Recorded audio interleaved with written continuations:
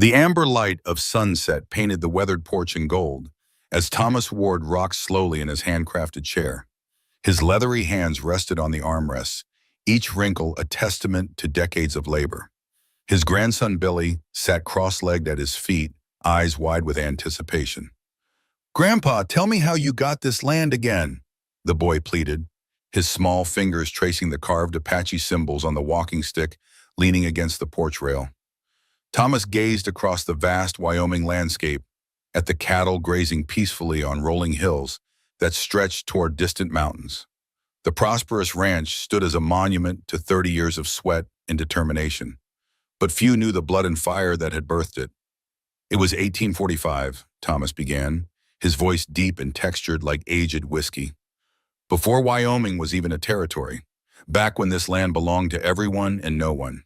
The world around them seemed to shimmer as Thomas closed his eyes, memory pulling him backward through time. The scene transformed. The Grand Ranch house faded, replaced by a modest cabin under construction. A younger Thomas, 30 years old with broad shoulders and determined eyes, hammered wooden pegs into a carefully notched log. "Hand me another peg, Catherine," he called, wiping sweat from his brow with a forearm. Catherine Ward emerged from the half-finished cabin, sunlight catching in her auburn hair.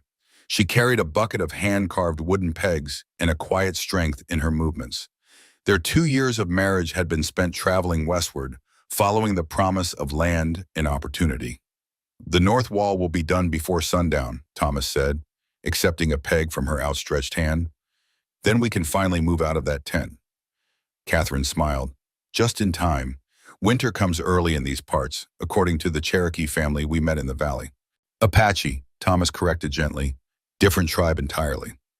Thomas returned to his work, his movements demonstrating the precise technique he'd learned from an old carpenter in Missouri. The Douglas fir logs had been carefully selected for straightness and durability, each one requiring 6 weeks of drying before being suitable for construction. Thomas used a specialized notching technique that required no nails, only wooden pegs that would expand with moisture and contract with dryness, creating a seal that would last decades.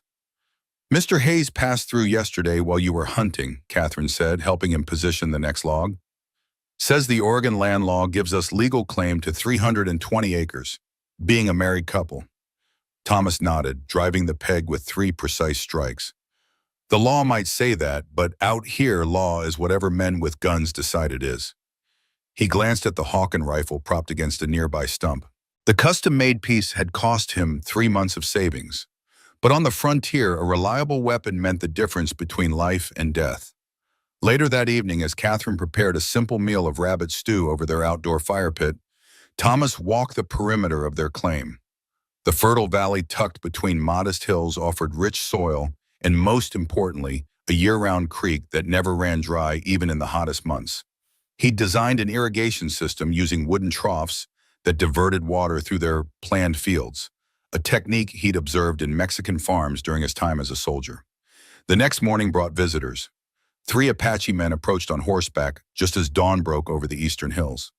Thomas watched them approach, standing tall on his porch, neither reaching for his rifle nor hiding his wariness.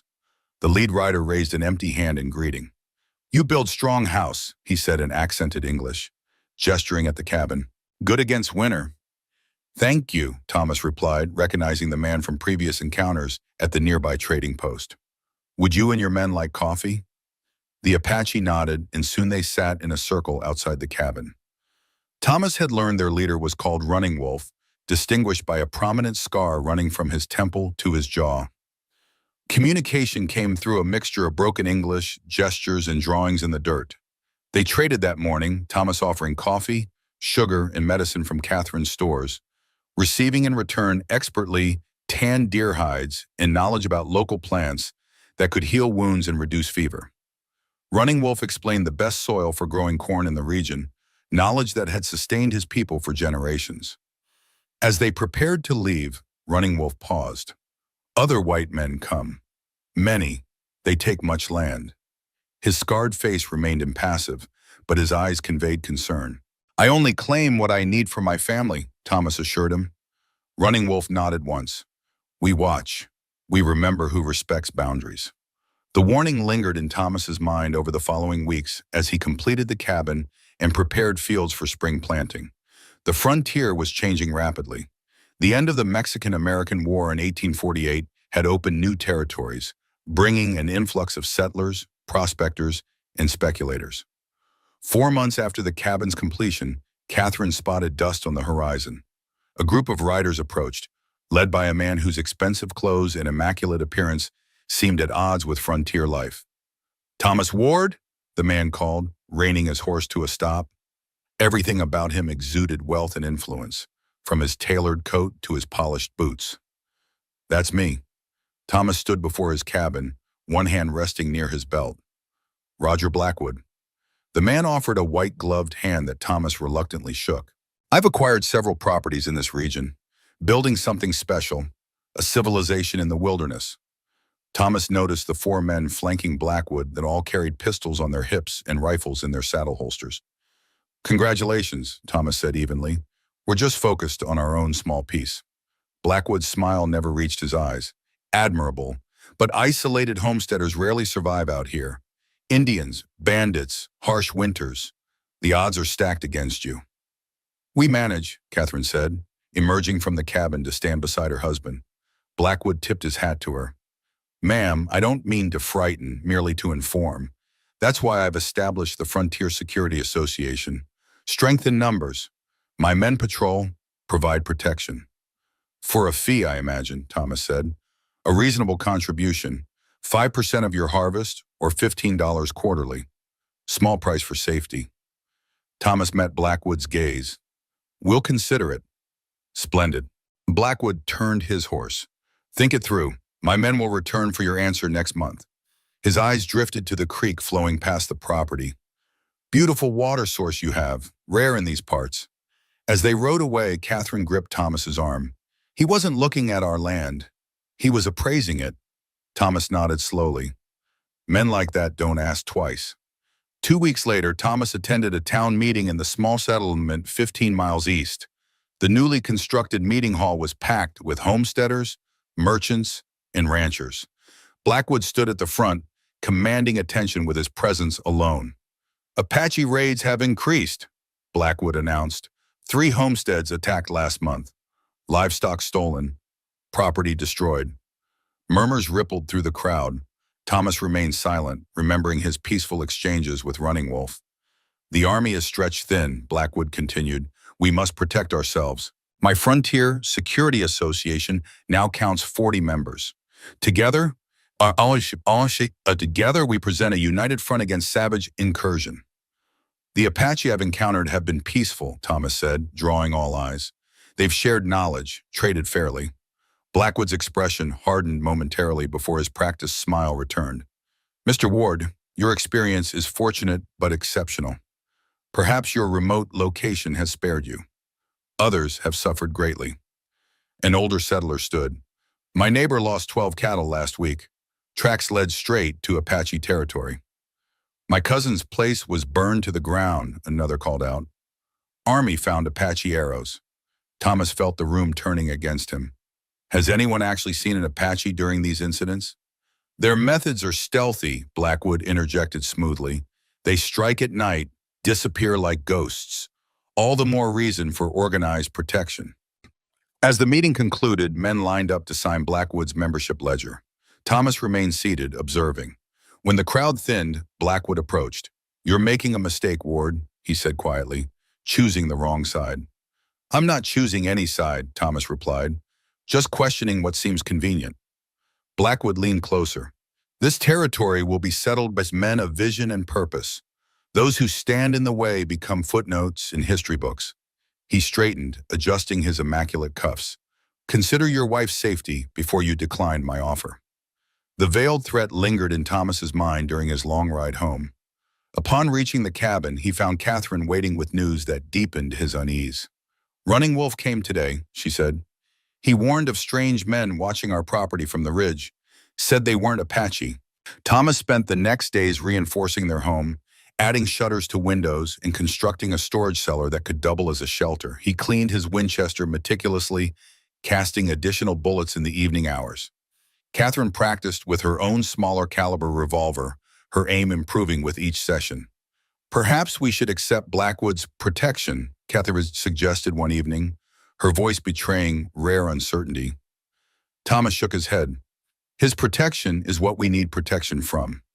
Their vigilance continued through weeks that stretched into months. Thomas maintained friendly relations with the Apache, trading goods and information. Running Wolf occasionally brought news of Blackwood men expanding their territory, pushing other settlers off their claims through increasingly aggressive tactics. Then came the night that would forever divide Thomas's life into before and after. They awoke to the baying of their dog. Thomas grabbed his rifle and moved to the window, where an orange glow illuminated the yard. The barn was ablaze, flames reaching skyward in hungry tongues. Dark figures moved in the firelight. "Catherine, the cellar," Thomas whispered urgently. "Now!" Before she could move, the front door splintered inward. Thomas fired, dropping the first man through the threshold. The second attacker drove a shoulder into Thomas's chest, sending them both crashing into the table. Catherine's revolver barked twice. A man screamed, clutching his thigh. More shapes poured through the doorway. "Blackwood sends his regards," one called, striking Thomas with a rifle butt. "Says you should have taken his offer." Thomas fought with desperate strength, his fists connecting with flesh, but a crushing blow to his temple sent him sprawling. Through blurred vision, he saw two men drag Catherine toward the door, her struggles fierce but futile. "Thomas!" Her scream cut through the chaos. He lunged after them, only to feel fire erupt in his side as a bullet tore through his ribs. He crumpled to the floor as the attackers retreated, taking Catherine with them. The last man tossed a lit lamp into the cabin's corner. "Nothing personal," the man said, silhouetted against the growing flames. "Just business." Another shot rang out. Pain exploded in Thomas's chest as darkness crowded his vision. He heard Catherine's screams fade into the distance as flames began devouring the cabin walls. With his last conscious effort, he dragged himself through the broken door and collapsed on the cool earth outside. The fire consumed everything.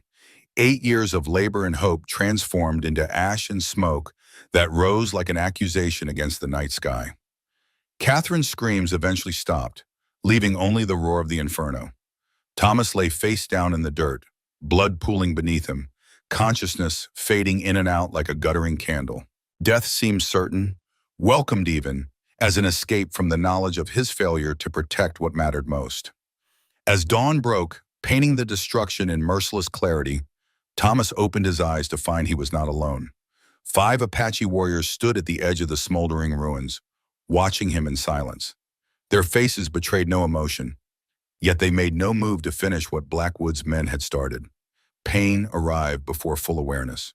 Thomas's body protested even the shallow act of breathing, each inhalation carrying the scent of charred wood and lost dreams. The bullet wound across his ribs burned with white-hot intensity, blood dried stiff on his torn shirt.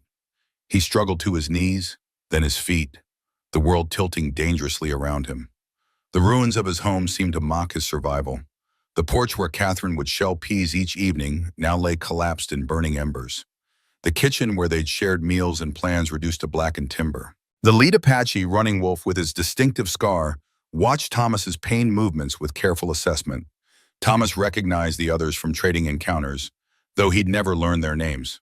"You know who did this," Thomas managed, the words scraping his dry throat. Running Wolf nodded once. "Blackwood men." Thomas took an unsteady step toward them. "My wife, did you see?" "They took her," Running Wolf said. "That way." He pointed toward distant hills where Blackwood's main property lay. Thomas's knees threatened to buckle. "Why didn't you stop them?" The question hung in the air, heavy with accusation. Running Wolf's expression remained unchanged, but something flickered in his eyes. "We watch, we see Blackwood men many, with guns. If Apache attack Blackwood, tell Army we raid settlers. Army come, many Apache die." He stepped closer to Thomas. "We wait to see if you live." "She's my wife," Thomas said, grief and rage warring in his voice. Running Wolf studied him for a long moment. "Blackwood takes what is not his. From you. From Apache. He took women from our tribe. Blamed us for cattle theft that never happened. Burned our medicine stores." Thomas struggled to process this information through waves of pain and loss. Why tell me this now? Because you live when you should not. Running Wolf gestured to Thomas's wound. A sign. Another Apache warrior spoke in their native tongue. Running Wolf responded, then turned back to Thomas. You will die here, he said matter-of-factly, unless you come with us.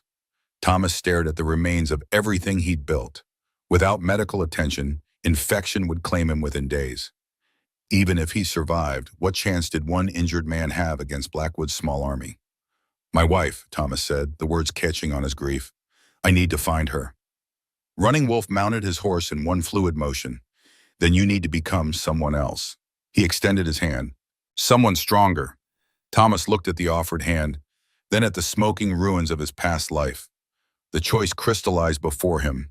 Die here beside his broken dreams or transform into something capable of reclaiming what remained. With pain screaming through every movement, he grasped Running Wolf's arm and allowed himself to be pulled onto the horse. I'll continue writing part 1 of Flames of Justice. Riding away from the ashes of his former life felt like a betrayal, each hoofbeat carrying him farther from where Catherine had last been. Yet some small, rational part of him recognized that survival now meant the possibility of rescue later. Death would serve neither justice nor love. They traveled through terrain Thomas had never explored despite its proximity to his homestead. Running Wolf led them along hidden pathways that wound through rocky formations and dense stands of pine, routes invisible to untrained eyes. The other warriors rode in formation that suggested practiced vigilance, one always watching their back trail. Thomas drifted between consciousness and fevered dreams as the sun climbed higher. The pain in his side flared with each movement of the horse, blood seeping through the makeshift bandage one of the warriors had applied. His thoughts scattered and reformed like the shadows of clouds across the landscape. He recalled his time as a soldier during the Mexican War, the discipline and tactical knowledge that experience had instilled. He remembered the day he'd first laid eyes on this land, the promise it held. He thought of Catherine, her strength and determination matching his own. The image of her being dragged away burned brighter than his wound. How far? Thomas managed to ask as they navigated a narrow passage between towering rocks. Soon, Running Wolf replied without turning. Our medicine woman will decide if you live or die. The blunt honesty held its own comfort. These men would not waste effort on false assurances. By midday, they entered a box canyon invisible from the surrounding plains. The natural fortress opened to reveal an Apache encampment nestled against the canyon's protective walls. A creek similar to the one on Thomas's property ran through its center. Dwellings of various sizes formed an organized community that housed perhaps 200 people. Women paused in their work to observe the arriving party. Children stopped their play, staring openly at the wounded white man. Warriors emerged from positions Thomas hadn't noticed until they moved, their presence revealing the camp's defensive organization. Running Wolf helped Thomas dismount, supporting him as his legs threatened to give way. An older man approached, his bearing suggesting authority that required no announcement. Silver threaded his hair, and his eyes held the weight of many seasons. I am Chief Gray Thunder, he said in English more fluent than Running Wolf's. You are Thomas Ward, the man who trades fairly and respects boundaries. Thomas nodded weakly, struggling to remain standing. You are also the man whose land borders the creek where 3 of our women were gathering medicine 6 moons ago, the chief continued, his voice carrying controlled anger. Blackwood's men found them there. Thomas felt a chill despite the midday heat. They did things that cannot be spoken, Gray Thunder said, then burned our medicine and blamed us for stealing cattle that never existed. When we sought justice, they killed 2 young warriors and took one of our own. The chief's words connected terrible pieces. The raids Blackwood had described at the town meeting had been fabrications designed to turn sentiment against the Apache. Your land was always safe passage, Gray Thunder continued. You traded fairly. Blackwood wanted your water because it connects to our territory. He wanted our silence because we knew what he truly was. Thomas swayed on his feet. So the attack wasn't random. Blackwood eliminates those who stand in his path. Gray Thunder gestured toward Thomas's wound. You were watching our property, Thomas realized suddenly, when they came. Gray Thunder nodded. We watch all Blackwood movements. We saw riders come, heard your wife scream. Why didn't you help? Thomas demanded, anger momentarily overcoming weakness. If we had intervened, Blackwood would have claimed Apache attacked settlers. He would have brought the army. More of our people would die. Gray Thunder's gaze was unwavering. So we watched and waited to see what kind of man would survive. Before Thomas could respond, his legs finally surrendered. Two warriors caught him before he hit the ground. Gray Thunder motioned toward a nearby dwelling. Take him to Morning Star. His fate rests with her now. Thomas drifted through fevered darkness, surfacing occasionally to unfamiliar surroundings and gentle hands tending his wounds. An elderly woman applied poultices that burned before soothing. She sang in a language he couldn't understand, the melody weaving through his dreams. When clarity finally returned, Thomas found himself lying on soft furs inside a traditional Apache dwelling. The wound in his side had been cleaned and dressed with unfamiliar herbs that smelled of pine and earth. His fever had broken, leaving him weak but conscious. A young woman entered, carrying a wooden cup. She moved with unusual caution, her eyes downcast. Drink, she instructed, helping him sit up enough to swallow. The bitter liquid coursed down his throat. Thank you, Thomas said. How long have I been here? 4 days, she replied, her English carrying only slight accent. Morning Star says you are strong. Most men would have died. Are you Morning Star? Thomas asked. A shadow crossed her face. No, I am Evening Star. Morning Star is our medicine woman who saved you. Thomas studied her carefully. Something in her movements suggested trauma, hidden beneath composure. You were at the creek, he realized suddenly, when Blackwood's men came. Her eyes met his briefly before looking away, but that momentary connection revealed everything. The same emptiness he feared would be in Catherine's eyes when he found her. Your wife is alive, Evening Star said quietly, changing the subject. Blackwood keeps his prizes, but each day costs her more of herself. Thomas attempted to rise, only to be firmly pressed back by Evening Star's hand. You cannot help her yet. You can barely stand. I need to find her now, Thomas insisted, and die at Blackwood's gate. She shook her head. If you want to save her, first become someone capable of doing so. Before Thomas could argue further, the dwelling's entrance parted. A powerfully built Apache warrior entered, his expression conveying undisguised contempt. Chief says you're strong enough to begin, he announced. I am Strong Oak. I will teach you our ways. His mouth curved in what might have been a smile but held no warmth. If you survive. Evening Star gathered her things and slipped past Strong Oak, whispering something in their language that made his expression darken further. What did she say? Thomas asked. Strong Oak's eyes narrowed. That I should remember you are still wounded. That patience serves the hunter better than haste. He gestured for Thomas to rise. But some lessons only pain can teach. Come, we begin now. Thomas forced himself to his feet, determination overcoming weakness. Whatever transformation lay ahead, Catherine's life depended on its completion.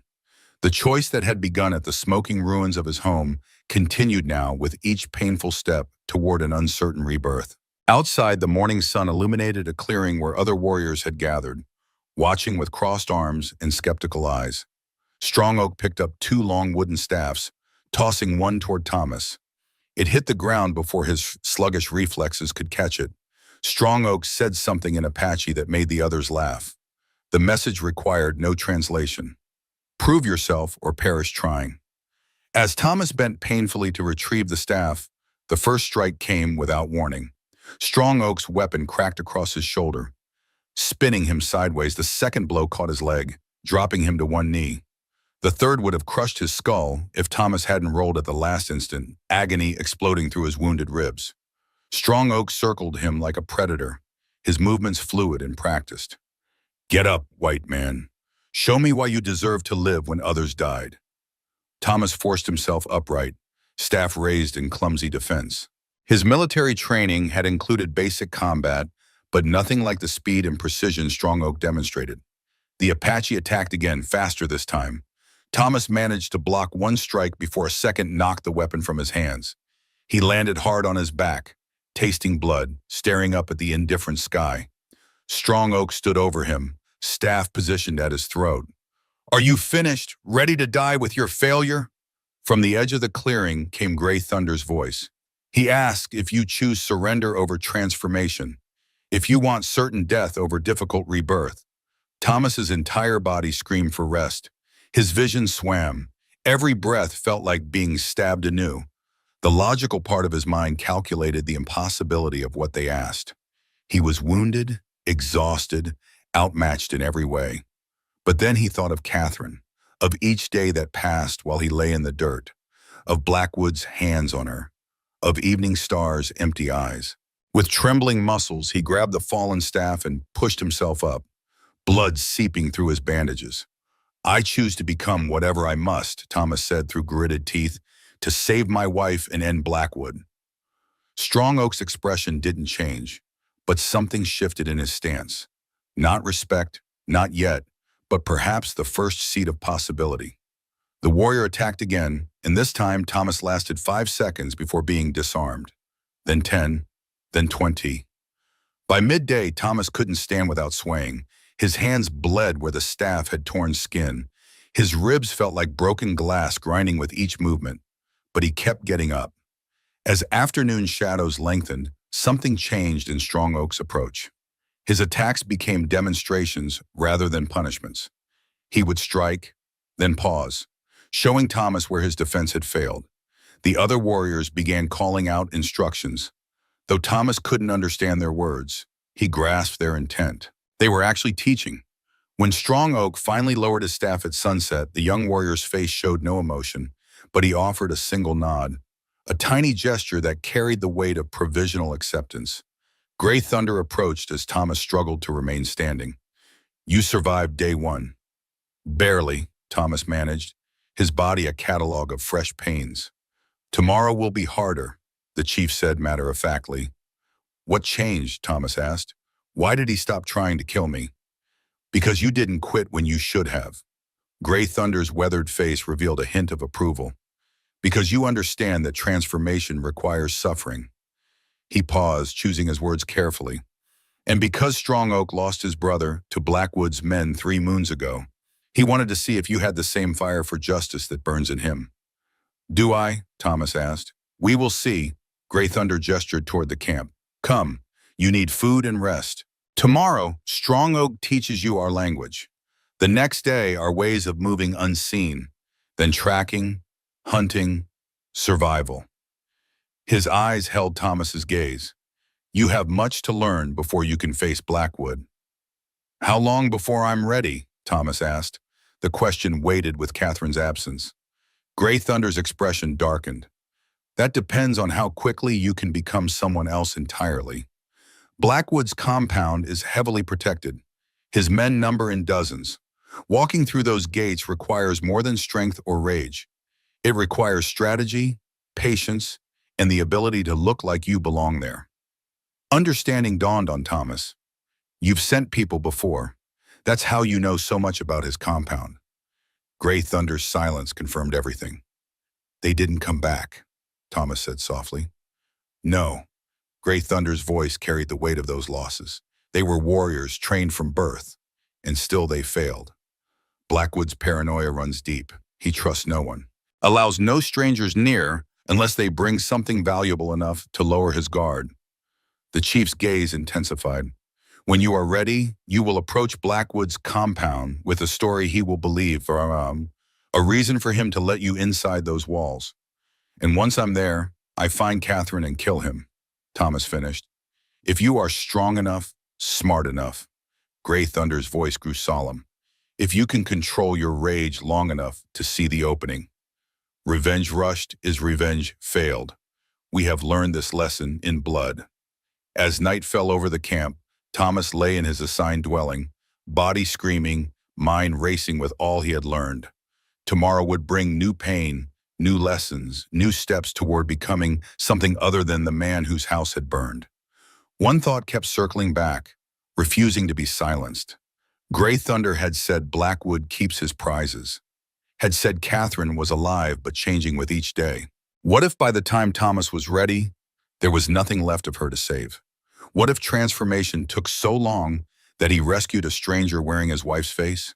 In the darkness, Thomas heard Strong Oak begin sharpening his knife, the rhythmic sound like a heartbeat counting down the moments until dawn, until the next lesson.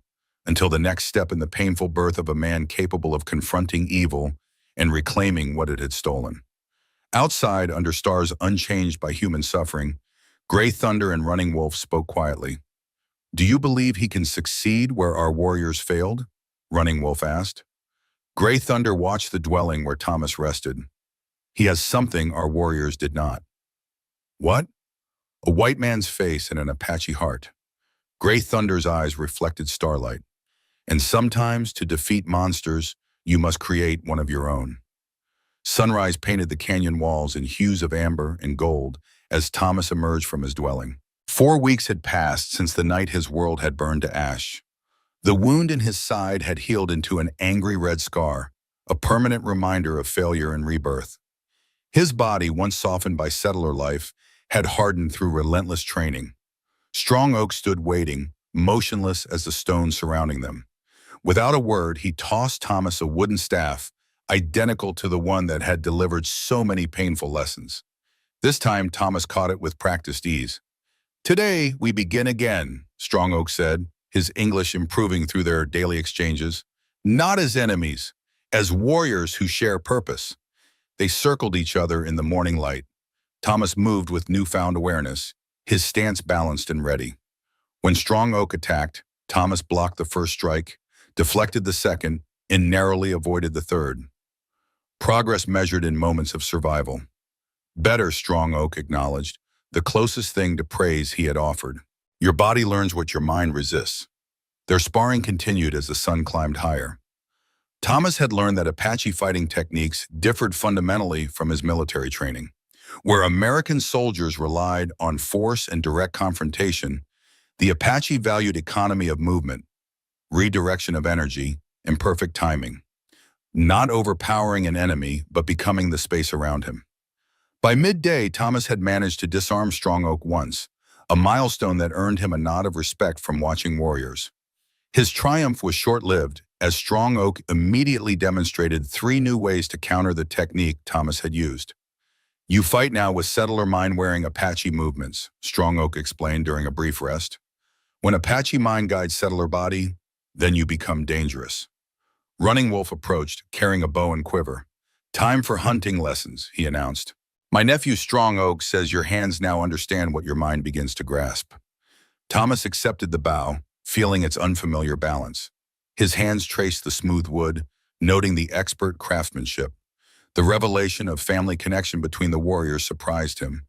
It explained the similar intensity in their eyes, the shared determination in their movements.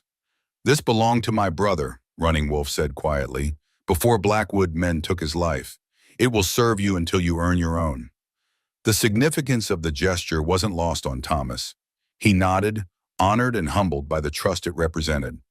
That afternoon, Thomas learned to move through dense woodland without disturbing a single branch, to read tracks so faint they seemed imaginary to untrained eyes, and to sense the presence of prey through subtle changes in bird calls and wind patterns. Running Wolf proved an exacting teacher, striking Thomas on the shoulder whenever he made too much noise or misinterpreted signs. Yet beneath the discipline lay genuine instruction, a commitment to transform Thomas into someone capable of surviving in 2 worlds. "Blackwood men track like blind buffalo," Running Wolf explained. "Loud, obvious, destroying path behind them. But they have numbers, guns. You must become silent wind that sees everything, touches nothing until moment to strike." As twilight approached, Running Wolf pointed to distant movement at the canyon's edge. An elk, majestic and alert, paused to graze in a small clearing. "Too far," Thomas whispered, estimating the distance at over 80 yards. Running Wolf said nothing, merely gestured for Thomas to trauma. Remembering his lessons, Thomas nocked an arrow, calculating wind and distance. He drew the bowstring to his cheek, feeling muscles developed through weeks of practice respond smoothly. His breathing slowed as the world narrowed to the space between himself and the elk. The arrow flew true, striking the animal in the precise spot Running Wolf had taught would bring quickest, most merciful death. The elk dropped instantly, its suffering minimal. "You honor the animal by perfect kill," Running Wolf said approvingly as they approached the fallen elk. "Take only what is needed. Use all that is taken." That night, the entire camp feasted. Thomas watched as every part of the elk was distributed or preserved according to Apache custom. Nothing wasted, everything respected. So different from the casual wastefulness he'd witnessed in settler communities. Later, as he sat beside the communal fire, Thomas became aware of Evening Star watching him from nearby. In the weeks since his arrival, she had maintained distance, speaking to him only when necessary for his treatment. Now she approached, carrying a small wooden cup. "Tea for dreams," she explained, offering it to him. "Morning Star says your body heals, but your spirit hunts in darkness." Thomas accepted the cup, inhaling the unfamiliar aroma. "Thank you." He hesitated, then added, "I see her face every night. Catherine, sometimes screaming, sometimes silent with eyes that don't recognize me." Evening Star sat beside him, her gaze on the flames. "Dreams speak truth we cannot bear awake." Her voice carried the weight of personal knowledge. Blackwood Compound holds many women. Some become ghosts while still breathing.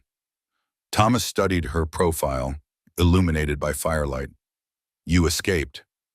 "I was rescued," she corrected. "After 2 weeks that lasted lifetimes. Chiefs sent warriors when they learned where I was taken." Her hands trembled slightly. "Too late for some things to remain whole." "Did you see Catherine there?" Thomas asked, hope and dread mingling in his voice. Evening Star shook her head. "I was before your wife, but I saw how he treats his collection. Some cook for him, some clean. Some manage his household. The ones who fight, he breaks. The ones who submit while hiding fire inside, they survive longest." "Catherine would hide her fire," Thomas said with certainty. "She would find ways to endure until rescue came." "Then she may still be Catherine when you find her." Evening Star's voice softened. "But different, as you are different, as all are who survive Blackwood." "Tell me about his compound," Thomas requested. "Everything you remember." Evening Star closed her eyes, summoning painful memories. "Built like army fort, high walls, guards at corners, main house in center, 2 floors with cellar below. East wing is where he keeps women. No guards enter there. His private domain." She described the layout in remarkable detail, her memory sharpened by trauma and the desperate hope for escape that had made her memorize every corner, every routine. "How many men?" Thomas asked. 30 when I was there. Maybe more now. Armed always. Patrol in pairs. Change guard at dawn and dusk." "And the women?" 6 when I was taken. 1 died trying to escape." Evening Star's voice caught. "White Dove, daughter of our chief, was brought after me. Still there unless—" She couldn't finish the thought. Thomas placed a hand on her shoulder, a gesture of understanding that required no words. "There was one woman," Evening Star continued after a moment. "Longer hair than others, always watching, remembering. She ran the household. Blackwood called her his first treasure. Hair like autumn leaves." She glanced at Thomas. "Like descriptions of your wife." Thomas felt his heart constrict. "Red-brown hair, green eyes?" Evening Star nodded. "She spoke little, moved quietly, but other women followed her lead. She protected them when possible." "That's Catherine," Thomas said, certainty resonating through him. "She always found ways to care for others, even in the worst circumstances." "If it is her, she has carved a place of some power," Evening Star said. "Small power, shadow power, but enough to survive. Blackwood values her efficiency in managing his household." Thomas stared into the fire, processing this information. Catherine alive. Catherine finding ways to endure. Catherine perhaps changed but not broken. The knowledge fueled his determination more powerfully than any training. "I need to be ready soon," he stated. Evening Star studied him. "Chief will decide when you are ready. Strong Oak will test your body, Running Wolf your skills, Morning Star your spirit." She rose to leave. "And I will pray to ancestors that something of Thomas Ward remains when Apache warrior is born." The following weeks brought new lessons. Gray Thunder himself taught Thomas the Apache language, beginning with essential commands and warnings, progressing to nuanced expressions and sacred words. The chief proved a patient teacher, correcting Thomas's pronunciation with gentle persistence. "Language shapes thought," Gray Thunder explained. "When you speak as Apache, You begin to see world through Apache eyes. Thomas absorbed the lessons eagerly, recognizing that survival might depend on understanding words spoken around him in Blackwood's compound. As his proficiency grew, he gained access to conversations previously closed to him, learning more about the Apache perspective on the changing frontier. One evening during a language lesson, Thomas asked a question that had troubled him. "Why help me, after everything white settlers have taken from your people?" Gray Thunder considered before answering. "Apache judge each man by his actions, not the actions of those who share his appearance. You traded fairly, respected boundaries, defended our honor when others blamed us. Blackwood has hurt you worse than me," Thomas pressed. "My loss is one woman. Yours is land, lives, future. All wounds bleed the same," Gray Thunder replied. "And sometimes to fight monster that watches for Apache, we need warrior who walks as white man." Thomas nodded, understanding the strategic thinking. "I'm your weapon against someone you can't directly confront." "Not weapon," Gray Thunder corrected. "Alliance. Partnership between those who suffer same enemy." The distinction mattered, Thomas realized. The Apache weren't using him. They were investing in him, creating a bridge between worlds that might serve both. During the 6th week of training, Strong Oak led Thomas to a high ridge overlooking the distant plains. They traveled in silence, moving with the stealth Thomas had practiced relentlessly. Near the summit, they stretched flat against sun-warmed stone, pulling themselves forward on elbows until they could peer over the edge. Below, perhaps 2 miles distant, stood a sprawling compound. High wooden walls surrounded several buildings, the largest being a 2-story structure that dominated the center. Men with rifles patrolled the walls, tiny figures from this distance, but clearly vigilant. "Blackwood Fortress," Strong Oak said quietly. Thomas studied the compound through narrowed eyes. Even from this distance, he could discern the defensive design clearly built by someone with military knowledge. Regular patrols, overlapping fields of fire, minimal blind spots. A formidable target for direct assault. "How many men?" Thomas asked. 42, Strong Oak replied with precision. 12 new since Evening Star escaped.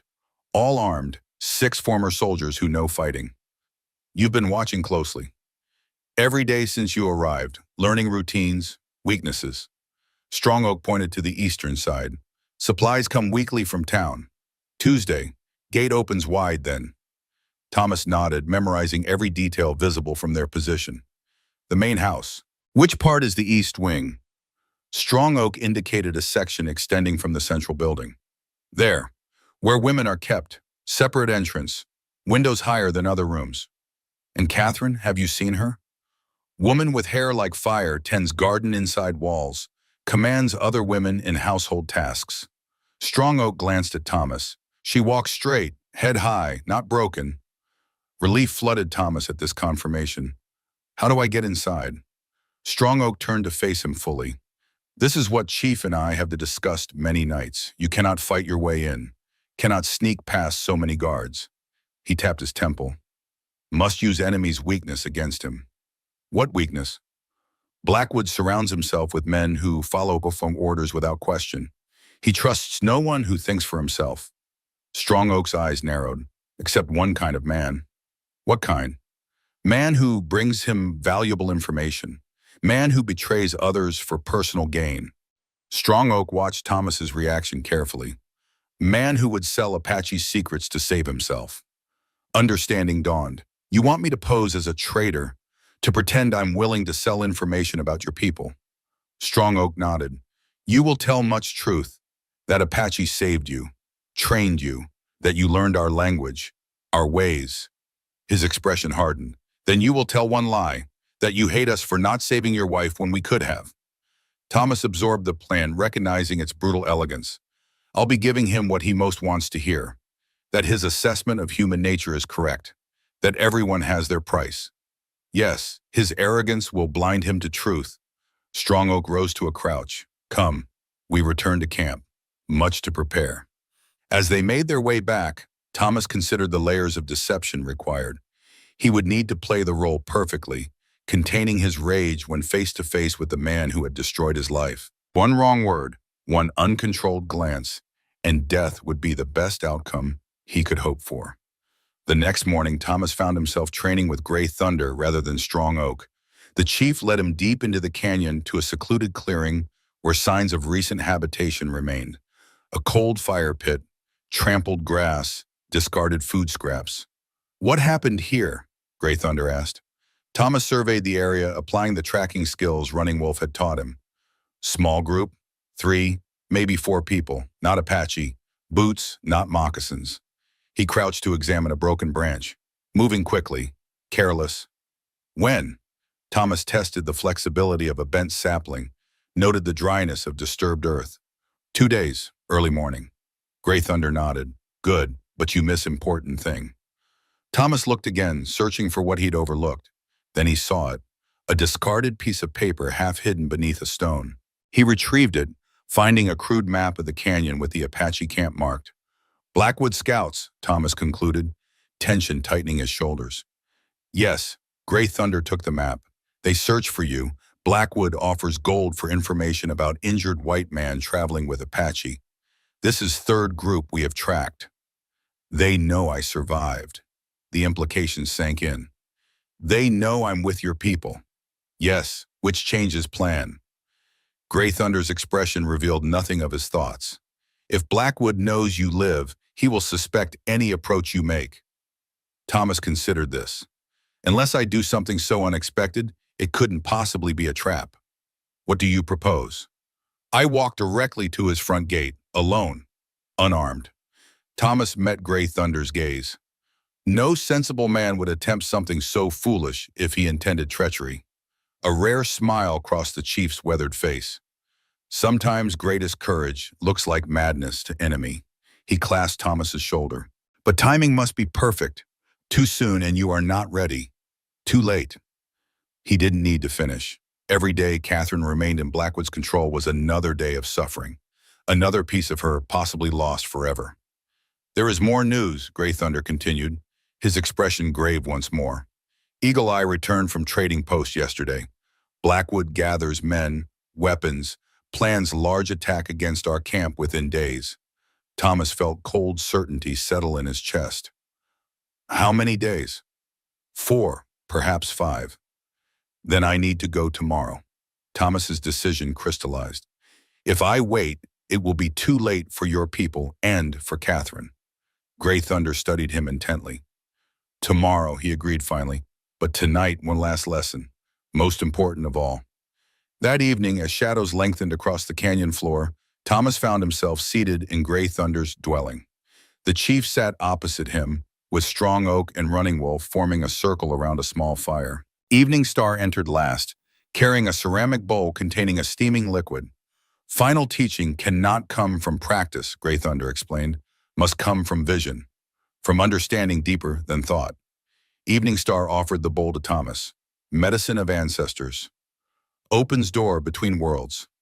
Shows path when eyes cannot see. Thomas hesitated only briefly before accepting. Whatever transformation remained incomplete, this night would finish it. He drank the bitter liquid in one long swallow. Now we wait, Gray Thunder said. Spirit journey takes time to begin. They sat in silence as darkness claimed the canyon.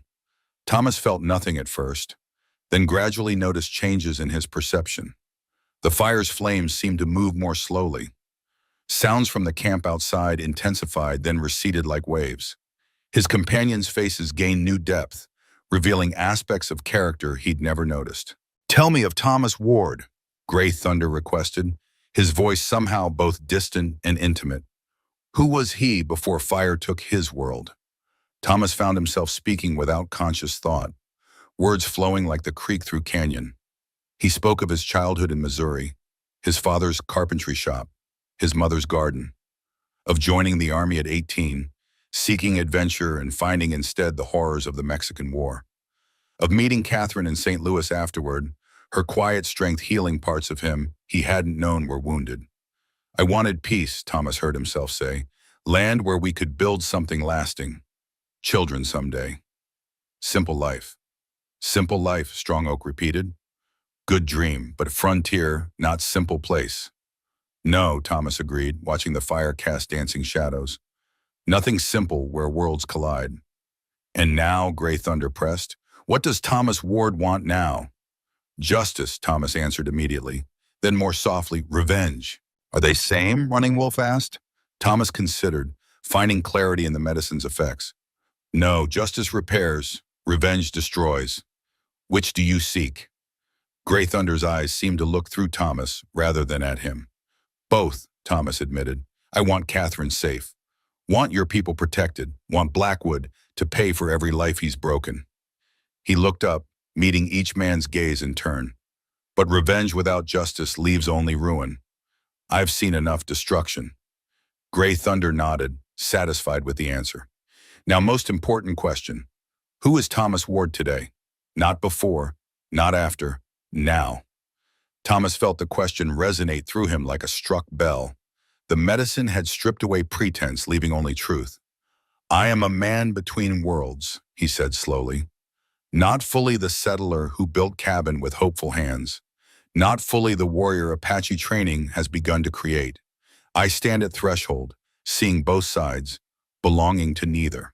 Good answer, Gray Thunder said. Threshold is powerful place of transformation, of possibility. The chief leaned forward, his face serious in the firelight. Tomorrow you enter enemy territory. If rage controls you, you fail. If fear masters you, you fail. If you forget either side of your nature, you fail. How do I succeed? Thomas asked, the question emerging from the deepest part of him. By becoming lie that tells truth, Evening Star said unexpectedly. By playing roles so perfectly even you believe it, while keeping flame of true purpose burning inside where none can see. Strong Oak nodded agreement. Most difficult battle is one within. To stand before a man who took everything, yet show nothing of hatred burning inside. Blackwood must see only what he expects, Running Wolf added. Desperate man seeking favor. Betrayer selling secrets. Never warrior waiting for perfect moment. Thomas understood the challenge. Not merely physical disguise, but complete transformation of spirit. To hide his true self so thoroughly that not even the keenest observer could detect it. I can do this, he stated, certainty flowing through him. I will become exactly what Blackwood expects to see. Then we prepare final details, Gray Thunder said, producing a small leather pouch. Tomorrow at dawn, you begin a journey alone. By midday, you reach Blackwood Gates.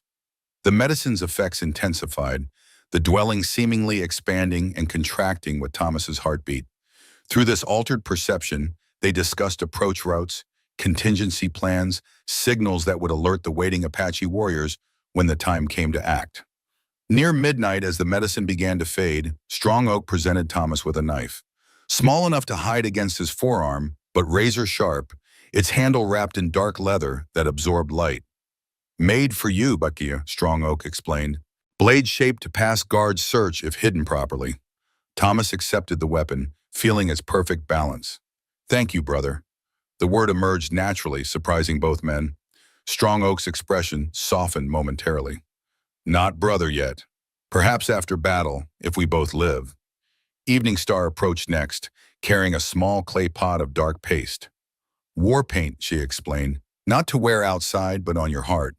Ancient symbols of protection.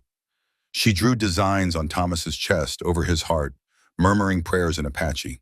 The paint dried quickly, invisible beneath clothing, but present nonetheless. Even when you speak lies to enemy, she said, paint remembers truth of who fights through you. As preparations concluded, Gray Thunder addressed Thomas one final time. 500 warriors will await your signal. When moment comes, we attack from all sides. But first you must open gate from within. Thomas nodded. I understand. Return to your dwelling, the chief instructed. Rest body and mind. Journey ahead requires all strength. Later, alone in his dwelling, Thomas found sleep elusive despite exhaustion. His mind revisited every detail of the plan, searching for weaknesses, anticipating Blackwood's potential suspicions. Evening Star's earlier words echoed in his thoughts. Dreams speak truth we cannot bear awake. Tonight, he dreamed of Catherine, not screaming as in previous nightmares, but standing tall in Blackwood's compound, a quiet strength in her posture that no captivity could diminish. In the dream, their eyes met across a crowded room, silent recognition passing between them. Thomas woke before dawn, the dream still vivid. He dressed carefully in the clothes provided, simple frontier garments, weathered but serviceable, precisely what a desperate survivor might wear. Nothing that would betray his connection to the Apache. Strong Oak arrived as first light touched the canyon rim.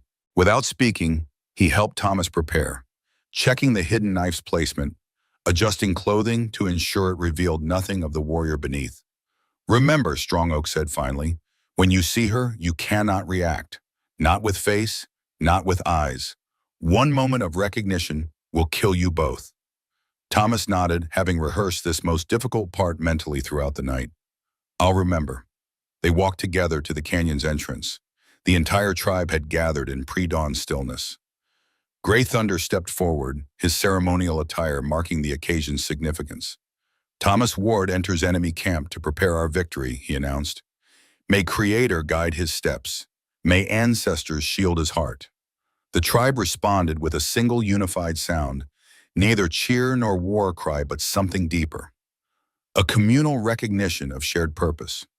Running Wolf approached, leading a horse. "This path takes you directly to Southern Approach." Blackwood guards watched this route less carefully. Thomas mounted, looking down at the gathered Apache. Weeks ago, they had been strangers, potential threats. Now they were allies, teachers, perhaps even family of a kind. "I won't fail you," he promised. Gray Thunder placed a hand on Thomas's leg. "Remember final lesson. Justice heals. Revenge leaves ash. Choose wisely when moment comes." With that blessing, Thomas urged his horse forward. The tribe remained silent as he rode away, their collective will seeming to follow him like an invisible shield. The journey to Blackwood's compound took less than 4 hours. Thomas rode unhurriedly, using the time to settle deeper into his role. He wasn't merely playing a part, he was becoming the bitter, desperate man Blackwood would expect. As the compound appeared on the horizon, Thomas allowed genuine memories of loss to surface. The burning cabin, Catherine's screams, his helplessness. These emotions would lend authenticity to his performance. The trick would be channeling them in the direction his deception required, rather than allowing them to expose his true purpose. By mid-morning, he approached the compound's main gate. 2 guards spotted him immediately, raising rifles in warning. "That's far enough," one called. "State your business." Thomas raised empty hands. "Name's Thomas Ward. Roger Blackwood knows me. Tell him the man whose house he burned has come to talk." The guards exchanged glances. One kept his rifle trained on Thomas, while the other disappeared inside. Minutes stretched uncomfortably as Thomas remained motionless under the remaining guard's suspicious watch. Finally, the gate opened. The first guard returned, accompanied by a man whose bearings suggested authority. "Ward?" the new arrival asked incredulously. "They said you were dead." "Nearly was," Thomas replied, keeping his tone even. "Got something Blackwood will want to hear. Something about Apache plans." The man studied him carefully, then nodded to the guards. "Search him, thoroughly." Thomas dismounted slowly, maintaining his calm as rough hands patted him down, checking every potential hiding place for weapons. The hidden knife pressed flat against his forearm beneath his sleeve escaped detection, just as Strong Oak had promised. "He's clean," one guard reported. "Follow me," the leader ordered. "Mr. Blackwood will be interested to hear how you survived, and what brings you to his doorstep instead of a grave." Thomas was led through the gate into a courtyard bustling with activity. Men cleaned weapons, repaired equipment, and loaded supply wagons. Military efficiency governed every movement, confirming Thomas's suspicion that Blackwood employed former soldiers. The scale of the operation exceeded even the Apache intelligence. This was no mere homestead, but a private fortress commanding the region through intimidation and violence. As they crossed the yard toward the main house, Thomas scanned his surroundings with practiced casualness. He noted guard positions, weapons caches, potential weaknesses in the defensive structure. Most importantly, he memorized the location of the gate mechanism that would need to be released when the time came. Then he saw her. Catherine emerged from a side door carrying a basket of vegetables from the garden visible behind the main house. Her auburn hair was pulled back severely, her dress simple but clean. She moved with purpose, directing 2 younger women who followed with similar baskets. Thomas's heart thundered in his chest. Every instinct screamed a call out, to run to her, to end this charade immediately. Instead, he channeled his reaction into a slight tensing of his shoulders, a response any man might have upon seeing a woman resembling his lost wife. Their eyes met for the briefest moment as she crossed his path. Recognition flashed in her gaze, quickly masked by the careful blankness he recognized from Evening Star. Catherine had survived by burying her true self beneath a protective shell. She continued past without breaking stride, the perfect picture of a servant focused on her duties. Only Thomas could have detected the minute tremor in her hands, the almost imperceptible straightening of her spine that signaled her awareness. "Handsome woman," his escort commented, noticing Thomas's glance. "Runs the household for Mr. Blackwood. Quite efficient." Thomas managed a non-committal grunt, neither confirming recognition nor showing too much interest. Inside, his resolve crystallized. Catherine was alive. Catherine was surviving. Catherine had maintained enough of herself to recognize him instantly. He would not fail her. The main house interior displayed ostentatious wealth, expensive furniture, oriental rugs, paintings that had no business in frontier territory. Every item seemed calculated to impress visitors with Blackwood's power and taste. Thomas was led to a study on the first floor. Rich mahogany paneling covered the walls, lined with bookshelves holding leather-bound volumes that appeared for show rather than use. Behind an imposing desk sat Roger Blackwood. "Mr. Ward," Blackwood said, genuine surprise registering it on his handsome features. "This is unexpected." Thomas remained standing, hands at his sides, expression carefully neutral. "Surprising what a man can survive when he's got reason." Blackwood gestured to a chair. "Please sit. Jenkins, bring our guest whiskey." As his escort departed, Blackwood studied Thomas with undisguised curiosity. "My men reported they left you with a bullet in your chest. Quite the recovery." "Bullet grazed ribs," Thomas replied, taking the offered seat. "Passed out from blood loss. Your men assumed I was finished." "Understandable mistake." Blackwood leaned back, the picture of aristocratic ease. "What I find more interesting is why you're here instead of attempting to put a bullet in me. I believe I have something of yours after all." The casual acknowledgement of Catherine's captivity tested Thomas's control.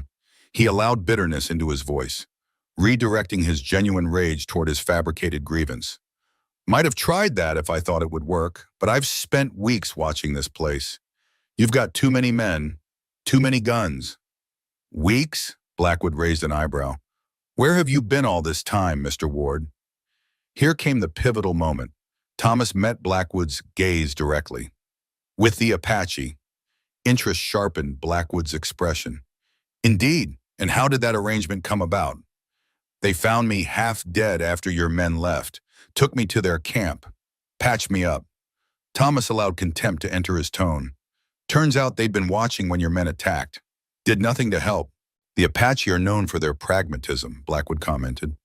"Why risk themselves for a white settler?" "Exactly." Thomas leaned forward slightly. "They had their reasons, though. Been watching you expand your territory, wanted information about your operation. Thought I might help them since we shared an enemy." Blackwood's eyes narrowed. "And did you?" "I let them think so," Thomas replied. "Learned their language, their ways, gained their trust while planning how to use what I learned." "Use it how, precisely?" Thomas paused, as if considering how much to reveal. "Apache are planning to attack this compound. 500 warriors. They've been gathering strength, watching your movements, learning your weaknesses." Alarm flickered across Blackwood's face before his composure returned. "That would be foolish. The army would retaliate against their entire tribe. They believe they can make it look like you provoked the conflict." Thomas watched Blackwood process this information. "They have evidence of raids you staged to blame on them. Plan to ensure it reaches Army officers." Jenkins returned with whiskey, interrupting momentarily. After he departed, Blackwood leaned forward. "Why tell me this, Mr. Ward? What do you hope to gain?" "Two things," Thomas answered. "First, I want to see my wife, know if she's alive." Blackwood smiled thinly. "That might be arranged. And second, position with your organization. The Apache taught me skills few white men possess: tracking, scouting, their language. Thomas met Blackwood's skeptical gaze. I survived at their mercy for weeks, watching them plan to destroy you while knowing they'd watched my home burn. Now I want to return the favor. You're proposing to betray those who saved your life? Blackwood seemed amused. That suggests a certain moral flexibility. They saved me for their purposes, not from kindness. Thomas allowed genuine anger to color his words. I don't owe loyalty to people who stood by while my wife was taken. Blackwood studied Thomas with new interest. When is this attack planned? 3 days from now. Dawn. They'll come from all sides simultaneously. Thomas provided enough accurate details to be convincing, while altering key elements. Blackwood steepled his fingers, considering. If what you say is true, your information is valuable, but verification would be prudent. Test me, Thomas challenged. My knowledge of Apache language, customs, battle tactics. Ask anything. Over the next hour, Blackwood questioned Thomas extensively about the Apache. Thomas answered truthfully about cultural practices and language, while carefully crafting deceptions about military information. He sensed Blackwood's growing belief, the man's arrogance making him susceptible to the idea that someone would betray allies for personal gain. Impressive, but Blackwood finally conceded. You've clearly lived among them. He rose, moving to a cabinet where he poured another whiskey. I'm inclined to believe your warning, Mr. Ward. The Apache have grown increasingly bold. Intelligence suggesting a coordinated attack aligns with recent observations. Thomas maintained his neutral expression, though inwardly he noted how easily Blackwood accepted the information. The man's certainty that all loyalties had their price made him vulnerable to precisely this deception. As for your requests, Blackwood continued, I see no harm in confirming your wife's well-being. She has proven quite valuable in managing household affairs. Remarkably adaptable woman. A knock interrupted them.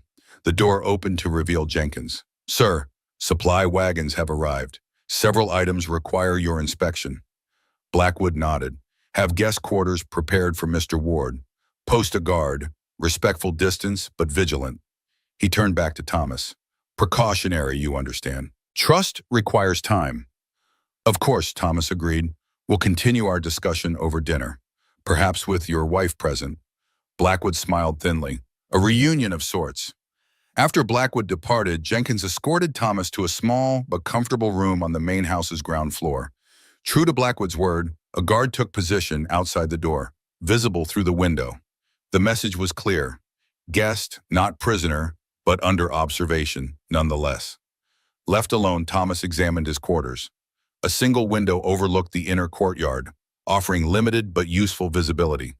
The furnishings were sparse but of good quality. A bed, table, chair, and washstand. No obvious surveillance points, though Thomas assumed his movements would be monitored. He methodically inspected every corner, identifying potential weapons, escape routes, and listening posts. Satisfied with his assessment, he sat on the edge of the bed, allowing himself a moment to process what he'd learned. Blackwood had accepted his story with surprising readiness. Whether from arrogance or genuine belief remained unclear, but the initial deception had succeeded. Catherine was alive and recognized him. The compound's security, while formidable, contained exploitable weaknesses. Most critically, Blackwood planned to have Catherine present at dinner. Their first direct interaction would test both their abilities to maintain their respective disguises. One wrong look, one unguarded moment of recognition, and everything would unravel. Thomas closed his eyes briefly, centering himself as Grey Thunder had taught him. The path ahead was narrow, treacherous, with Catherine's life and the fate of the Apache hanging in the balance. Yet for the first time since his world had burned, Thomas felt something unexpected. Hope. Outside his window, the compound continued its busy preparations, unaware that the enemy they feared had already breached their walls. Not as an Apache warrior, but as a man caught between worlds, carrying the knowledge of both into the heart of his enemy's stronghold. 3 days until the Apache expected his signal. 3 days to gather intelligence, locate weaknesses, and prepare the way for justice. 3 days to become so convincingly Blackwood's ally that the man would never suspect the knife hidden not just against Thomas's arm, but within his every word and gesture. As afternoon shadows lengthened across the courtyard, Thomas watched Catherine directing servants with quiet authority. Though her expression remained neutral, he could read the unspoken message in her bearing. She had survived. She had endured. And now she was ready. Twilight descended over Blackwood's compound, painting the high walls in hues of purple and gold. Thomas stood at his window, observing the changing of guards, committing to memory the precise timing and patterns. Each detail might mean the difference between success and failure, between life and death for those who depended on him. A knock at the door interrupted his surveillance. A young servant girl entered, eyes downcast. "Mr. Blackwood requests your presence for dinner, sir, in 30 minutes. She placed a fresh set of clothes on the bed. "He asked that you wear these." Thomas nodded. "Thank you." After she departed, he examined the clothing, expensive frontier wear, carefully tailored. A calculated gesture from Blackwood, simultaneously welcoming and controlling. The message clear. Thomas would be presented as Blackwood's newest acquisition, much like the fine furnishings that adorned his fortress. Thomas dressed with deliberate care, checking that the hidden knife remained secure against his forearm. The weapon provided slim comfort against the dangers that lay ahead, but it was something tangible in a mission built on deception and perfect timing. When a guard arrived to escort him, Thomas had completed his transformation. He moved with the slightly cautious demeanor of a man navigating unfamiliar territory. No trace of Apache training in his bearing. No hint of the rage that simmered beneath his composed exterior. The dining room occupied the main house's western wing, a cavernous space dominated by a long mahogany table that could seat 20. Tonight, only 3 places were set, all clustered at one end. Blackwood stood as Thomas entered, the perfect host, while Jenkins maintained position by the door. "Mr. Ward," Blackwood greeted warmly, "I trust your accommodations are satisfactory?" "More than I've had in weeks," Thomas replied truthfully, allowing appropriate gratitude to color his tone. "Excellent. Please be seated." Blackwood gestured to a chair across from his own. "Our final guest should arrive momentarily." Thomas took the offered seat, mentally preparing for the challenge ahead. Seeing Catherine from a distance had been difficult enough. Interacting directly while maintaining their charade would test the limits of their control. The door opened and Catherine entered. Her auburn hair had been arranged in a simple but elegant style. She wore a modest dress that, while not fine enough to suggest equality with Blackwood, clearly separated her from the common servants. Her eyes, once bright with laughter in their cabin home, now carried careful watchfulness. "Ah, Mrs. Ward," Blackwood announced with theatrical flourish. "Or do you prefer Mrs. Blackwood now? Titles become so confused in our frontier arrangement." Catherine's expression remained perfectly neutral, giving no indication of recognition. "I respond to whatever you wish, Mr. Blackwood." Her voice struck Thomas like a physical blow. The familiar timbre carried unfamiliar restraint, measured cadence replacing the natural animation he had known. Yet beneath the careful control, he sensed the Catherine he had loved. The essence remained, protected rather than destroyed. "Tonight," Blackwood continued, gesturing to Thomas, "I believe Mrs. Ward might be appropriate. Your husband has joined us under rather unusual circumstances."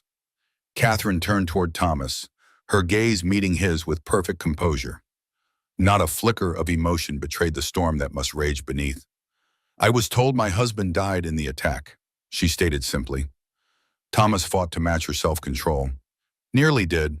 Took a bullet. Someone else found me." "How fortunate," she replied, taking her seat. Blackwood watched their exchange with evident amusement, a connoisseur savoring a performance. "Please, Mrs. Ward, share the excellent wine, a recent acquisition from San Francisco."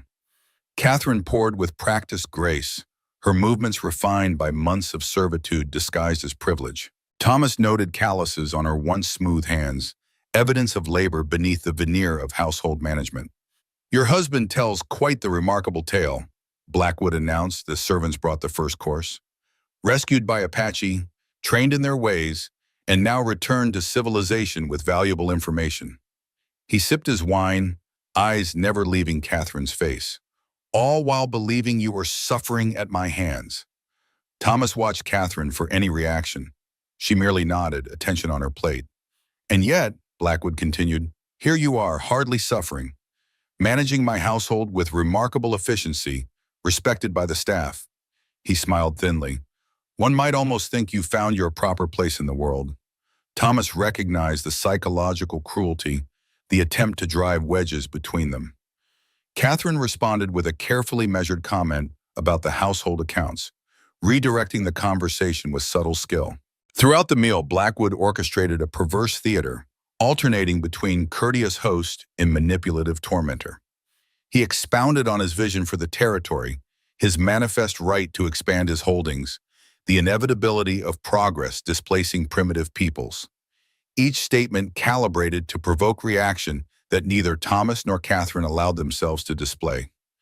"Tell me, Ward," Blackwood asked casually over dessert, "what exactly did the Apache teach you that might prove useful to my operation?" "Tracking skills beyond any white scout," Thomas replied.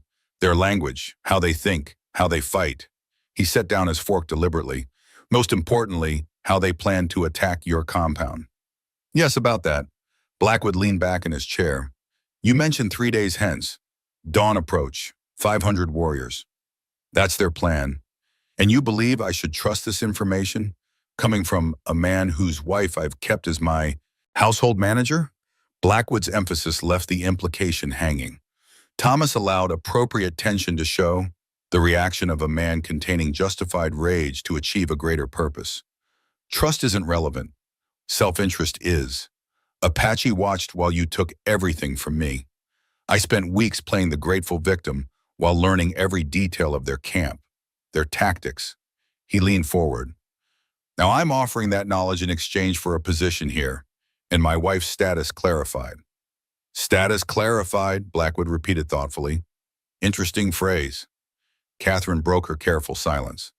"My husband means he wants assurance I'm treated with respect, as befits a woman of my abilities." Her voice remained neutral, but Thomas caught the subtlest emphasis on husband, a claim that transcended their current circumstance. Blackwood smiled. "You've always been treated according to your value, Mrs. Ward. Your organizational skills have proven quite impressive. Nearly irreplaceable, one might say." The message was clear. He had no intention of relinquishing his claim on Catherine, regardless of what alliance he might forge with Thomas. "I've prepared maps," Thomas offered, redirecting the conversation. "Detailed layouts of the Apache camp, guard positions, approach routes." The documents existed only in his imagination, but the offer served its purpose. Interest sparked in Blackwood's eyes. "I'd very much like to see those. I'll need materials to recreate them. Paper, ink, proper light. Could have them ready by morning." Blackwood studied Thomas with renewed calculation. "Very well. Jenkins will provide everything required." He rose from the table. "Mrs. Ward, please show your husband to the drawing room. I have matters requiring attention, but shall join you shortly for brandy." After Blackwood departed, Jenkins escorted them to an adjacent room. The servant positioned himself by the door, present but offering nominal privacy. Thomas understood the test. This moment would determine whether Blackwood believed their performance or suspected conspiracy. Catherine moved to the fireplace, maintaining appropriate distance. "The compound has changed since you last saw it," she remarked conversationally. "Everything has changed," Thomas replied, matching her tone while scanning the room for listening devices or observation points. "Mr. Blackwood has expanded his operations considerably." Catherine gestured toward a map hanging on the wall. "New territories marked in red. Quite ambitious." Thomas approached the map, recognizing her subtle direction. The drawing showed Blackwood's holdings and planned acquisitions, including the entire Apache territory in Thomas's former homestead. The red markings formed a pattern centered on the water sources, revealing Blackwood's true motivation: control of the region's most precious resource. "Water rights," Thomas murmured. "He's creating a monopoly." Catherine adjusted a flower arrangement nearby. "The East Wing stores all records. Second floor, behind locked door." Her voice remained conversational, as though discussing household matters. "Detailed documentation of staged attacks, falsified deeds, agreements with corrupt officials?" Thomas nodded slightly. "Valuable information. The women are housed on the first floor, East Wing." Catherine's fingers trembled almost imperceptibly as she arranged blossoms. 7 currently, including White Dove, the chief's daughter. "All alive?" "Yes, different states of..." She paused, selecting her words carefully. Adaptation. Jenkins cleared his throat, reminding them of his presence. Catherine smoothly transitioned to discussing the drawing room furnishings, her performance flawless. Thomas followed her lead, asking appropriate questions about the household while his mind processed the critical intelligence she had provided. Blackwood returned 20 minutes later, brandy decanter in hand. If he suspected their conversation had involved anything beyond safe topics, he gave no indication. Instead, he dismissed Catherine with practiced condescension.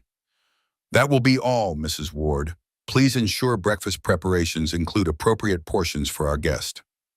Catherine nodded with perfect subservience. Of course, Mr. Blackwood. As she passed Thomas, no sign of recognition crossed her features. Only the slightest pressure of her fingers against his sleeve, a fleeting contact that might have been accidental, conveyed anything beyond the role she played. Thomas watched her depart, marshaling every ounce of control to maintain his neutral expression. Only when the door closed behind her did he turn back to Blackwood, who studied him with calculating interest. Remarkable woman, your wife, Blackwood commented, pouring brandy into crystal glasses. When first brought here, she fought quite spiritedly, broke one guard's nose, scratched another's eyes. He handed Thomas a glass. Yet she quickly grasped reality, adapted, found ways to make herself valuable beyond the obvious.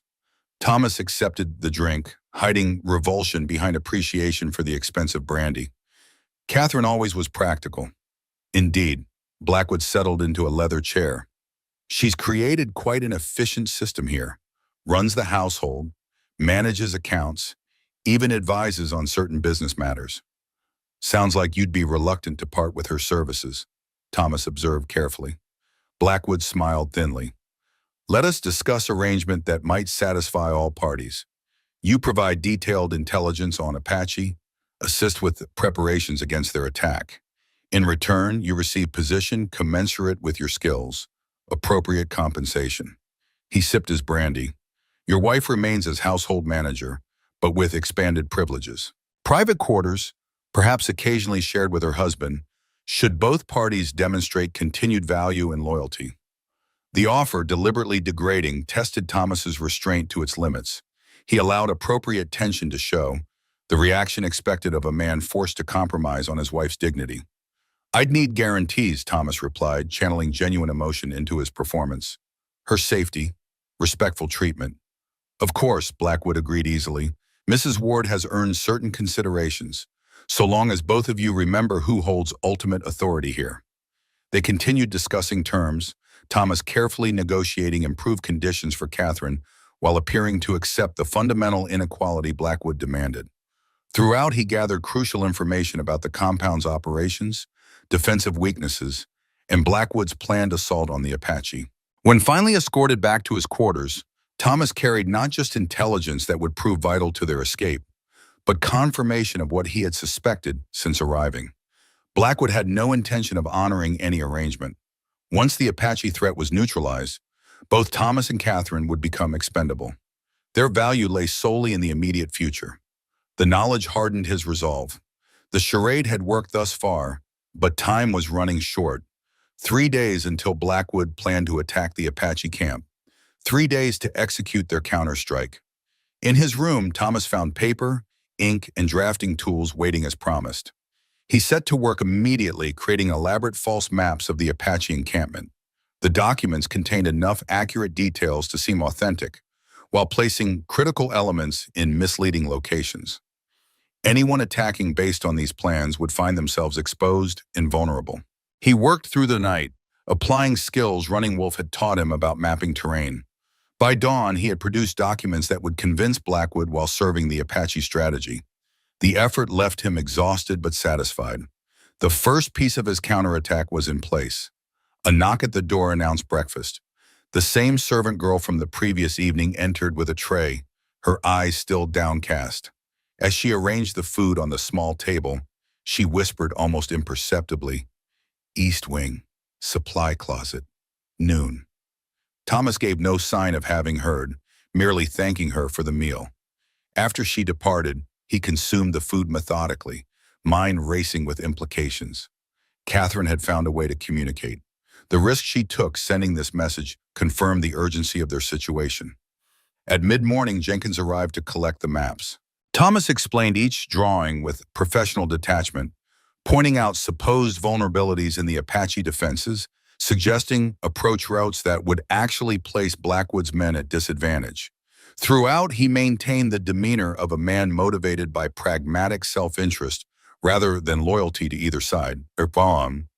Impressive work, Jenkins acknowledged, studying the detailed renderings, where Blackwood will be pleased. When can I expect his decision on our arrangement? Thomas asked. He's reviewing your materials now, expects to finalize terms by evening. Jenkins gathered the maps carefully. In the meantime, he invites you to tour the compound facilities, better understand the operation you're joining. The opportunity aligned perfectly with Thomas's needs. I'd appreciate that.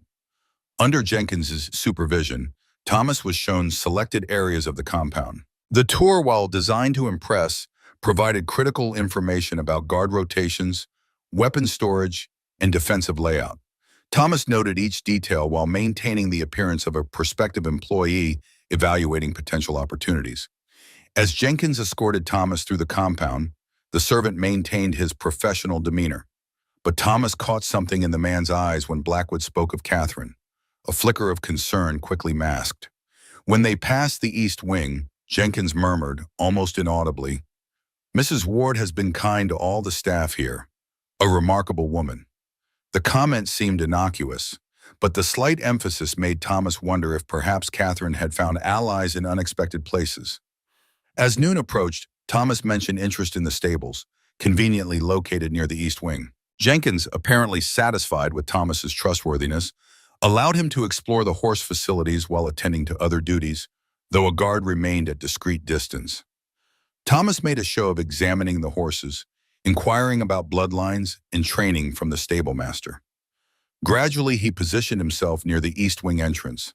When the guard's attention momentarily shifted to a commotion among the horses orchestrated by the stable master, Thomas slipped inside. The east wing corridor stood empty, its hushed atmosphere contrasting with the compound's busy exterior. Thomas located the supply closet quickly, slipping inside just as footsteps approached. The small space, filled with linens and household supplies, offered barely enough room to stand. Moments later, the door opened, and Catherine entered swiftly. In the closet's dim light, her composure finally faltered. Thomas gathered her into his arms, their first embrace since the night their world burned. She clung to him briefly before pulling back, ever mindful of time and danger. We have 2 minutes, she whispered. Maid will create distraction if anyone comes. Thomas nodded, storing every detail of her face in his memory. Despite the months of captivity, her eyes held the same determination he remembered, though now tempered by hardship. Blackwood plans to attack the Apache camp in 3 days, he said quietly. But they're ready. 500 warriors will converge here when I give the signal. Catherine gripped his arms. It must be tomorrow night, not later. Why? Army patrol coming, Lieutenant Davidson and 20 soldiers. Blackwood has connections with their commander. Her words came rapidly, urgently. They'll arrive day after tomorrow. If they're here during the Apache attack, it becomes war. Thomas absorbed this critical information. How do you know this? I manage his correspondence, see everything that passes through this house. Catherine's expression hardened. I've been gathering evidence since the first week, records of every criminal activity, false deeds, staged attacks, bribes to officials. She pressed a small key into his palm. East wing, second floor, locked cabinet. All the documentation needed to destroy him legally. Thomas closed his fingers around the key. You've been fighting your own war all along. A ghost of a smile crossed her face. Did you think I'd merely survive? Never. Pride and love swelled within him. We need to coordinate the women's evacuation when the attack begins. Already done. They're prepared to move at my signal. Catherine glanced at the door. White Dove has been crucial. She speaks enough English to translate, has kept the others' spirits alive. The chief will be grateful, Thomas said. His grief has haunted him. Catherine's expression softened momentarily. Tell me quickly, how did you survive? The Apache truly helped you? They saved me, trained me. Thomas touched her cheek gently, became family when I had none. Footsteps in the corridor interrupted them. Catherine pressed a folded paper into his hand.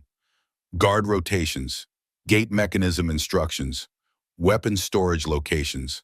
She leaned forward, kissing him with desperate intensity. Tomorrow night, third watch. I'll ensure east wing door remains unlocked. Then she was gone, slipping from the closet with practiced stealth.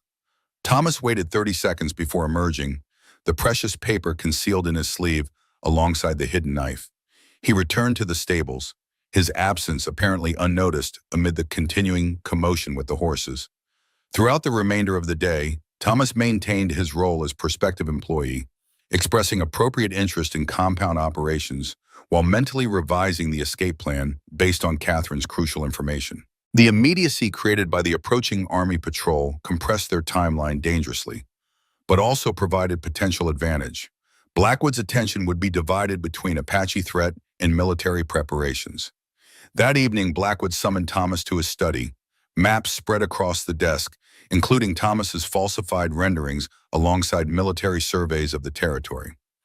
Your intelligence proves consistent with our existing information, Blackwood announced without preamble. The Apache encampment location matches reports from our scouts. Defensive arrangements align with observed patterns. Thomas nodded, carefully controlling his reaction to the mention of scouts.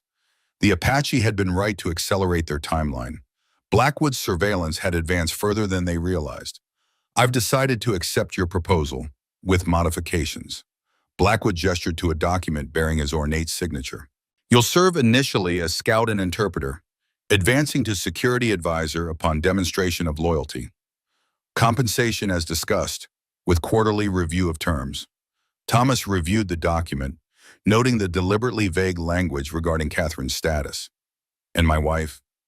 Mrs. Ward retains her current position with added privileges as outlined on page 2. Blackwood's expression revealed nothing.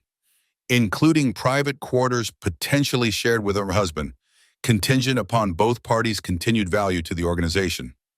The degrading arrangement presenting their marriage as subject to Blackwood's approval represented everything wrong with the man's view of human relationships.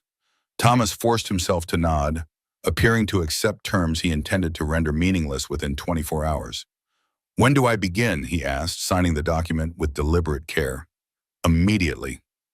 Blackwood rolled out a larger map. We accelerate plans against the Apache. Army reinforcements arrive tomorrow evening. Combined force departs at dawn the following day. The timeline confirmation sent cold certainty through Thomas. Catherine's intelligence had been accurate. They had less than a day before military involvement complicated everything. Lieutenant Davidson brings 20 mounted soldiers, Blackwood continued.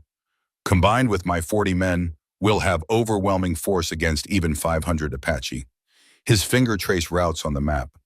I want your assessment of these approach vectors. Identify any terrain features the Apache might exploit for ambush.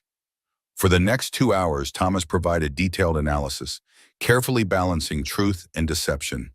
He confirmed obvious vulnerabilities that Blackwood's experienced men would identify regardless, while subtly misdirecting on critical advantages the Apache could exploit. Throughout, he projected professional detachment, a scout evaluating tactical considerations without emotional investment. One final matter, Blackwood said as their session concluded. Tomorrow morning, I'd like you to inspect our perimeter defenses, identify any weaknesses an Apache force might target. He studied Thomas with calculating eyes. Consider it the first test of your new position. Of course, Thomas agreed, recognizing both opportunity and danger in the assignment. The inspection would provide crucial information for the coming attack, but also subjected him to increased scrutiny at the most critical juncture. Later, alone in his quarters, Thomas absorbed the day's developments. Tomorrow's perimeter inspection would complete his intelligence gathering. By nightfall, he would need to access the evidence Catherine had identified, unlock the gate mechanisms, and coordinate with both the women inside and Apache warriors waiting beyond the walls, all while maintaining the charade that had kept him alive thus far. Dawn arrived with a sense of inevitability. Thomas prepared methodically, mentally reviewing every aspect of the coming day. The hidden knife secured against his forearm provided minimal reassurance against the complexity of what lay ahead. Jenkins arrived to escort him to breakfast, where Blackwood waited with several senior guards. The meal passed with discussion of security protocols, Blackwood clearly testing Thomas's knowledge and commitment. Throughout, Thomas provided insights that established credibility while revealing nothing of his true purpose. The perimeter inspection began mid-morning.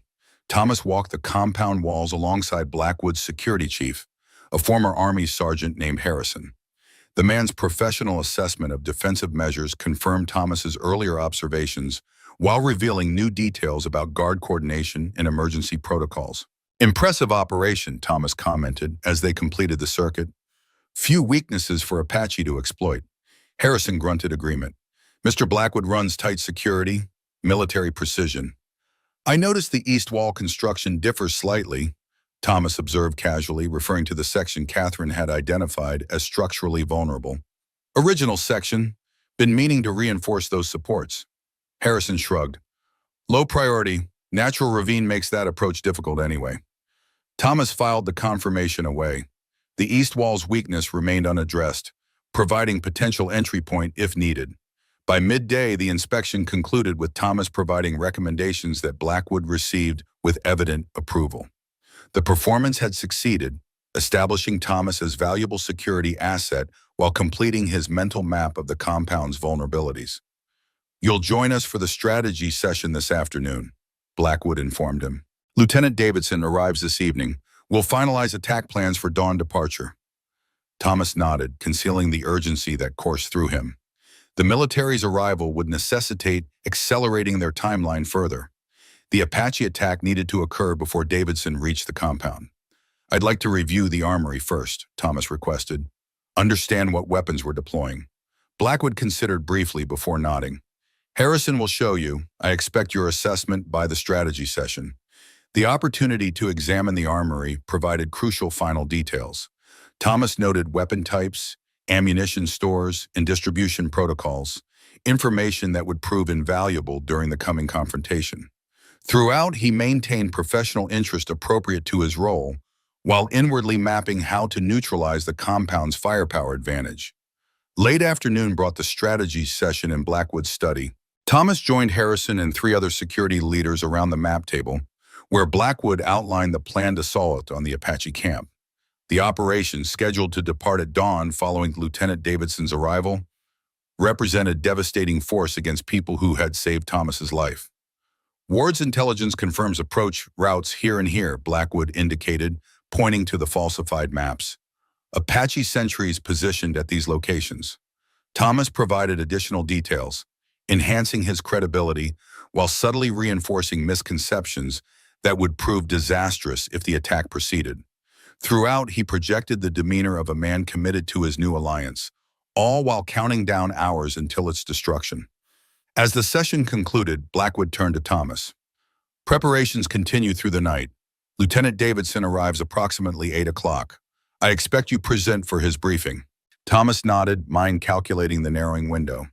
Davidson's arrival at 8 left precious little time to execute their escape. The evidence Catherine had identified needed to be secured before then. "I'd like to review my quarters in the barracks," he requested, referring to the permanent housing mentioned in his employment agreement. "Ensure it meets requirements for extended service." Blackwood agreed without hesitation, another sign of growing trust. "Jenkins will show you. Dinner at 7, then Davidson's briefing." The barracks inspection provided pretext to move near the east wing while adjusting mental timing. Thomas would need to access the evidence cabinet during dinner when the main house's activity focused on the dining room. Catherine's key burned in his pocket, its weight insignificant compared to its importance. By late afternoon, Thomas had positioned all necessary elements. His inspection tours had provided comprehensive understanding of guard patterns. Catherine's information had identified critical documentation. The evening timeline was established. Now execution required perfect timing and coordination between multiple parties. Returning to his quarters to prepare for dinner, Thomas found evidence of Catherine's continued risk-taking. A small slip of paper had been tucked beneath his water pitcher, containing 3 words in her handwriting. "Army arrived early."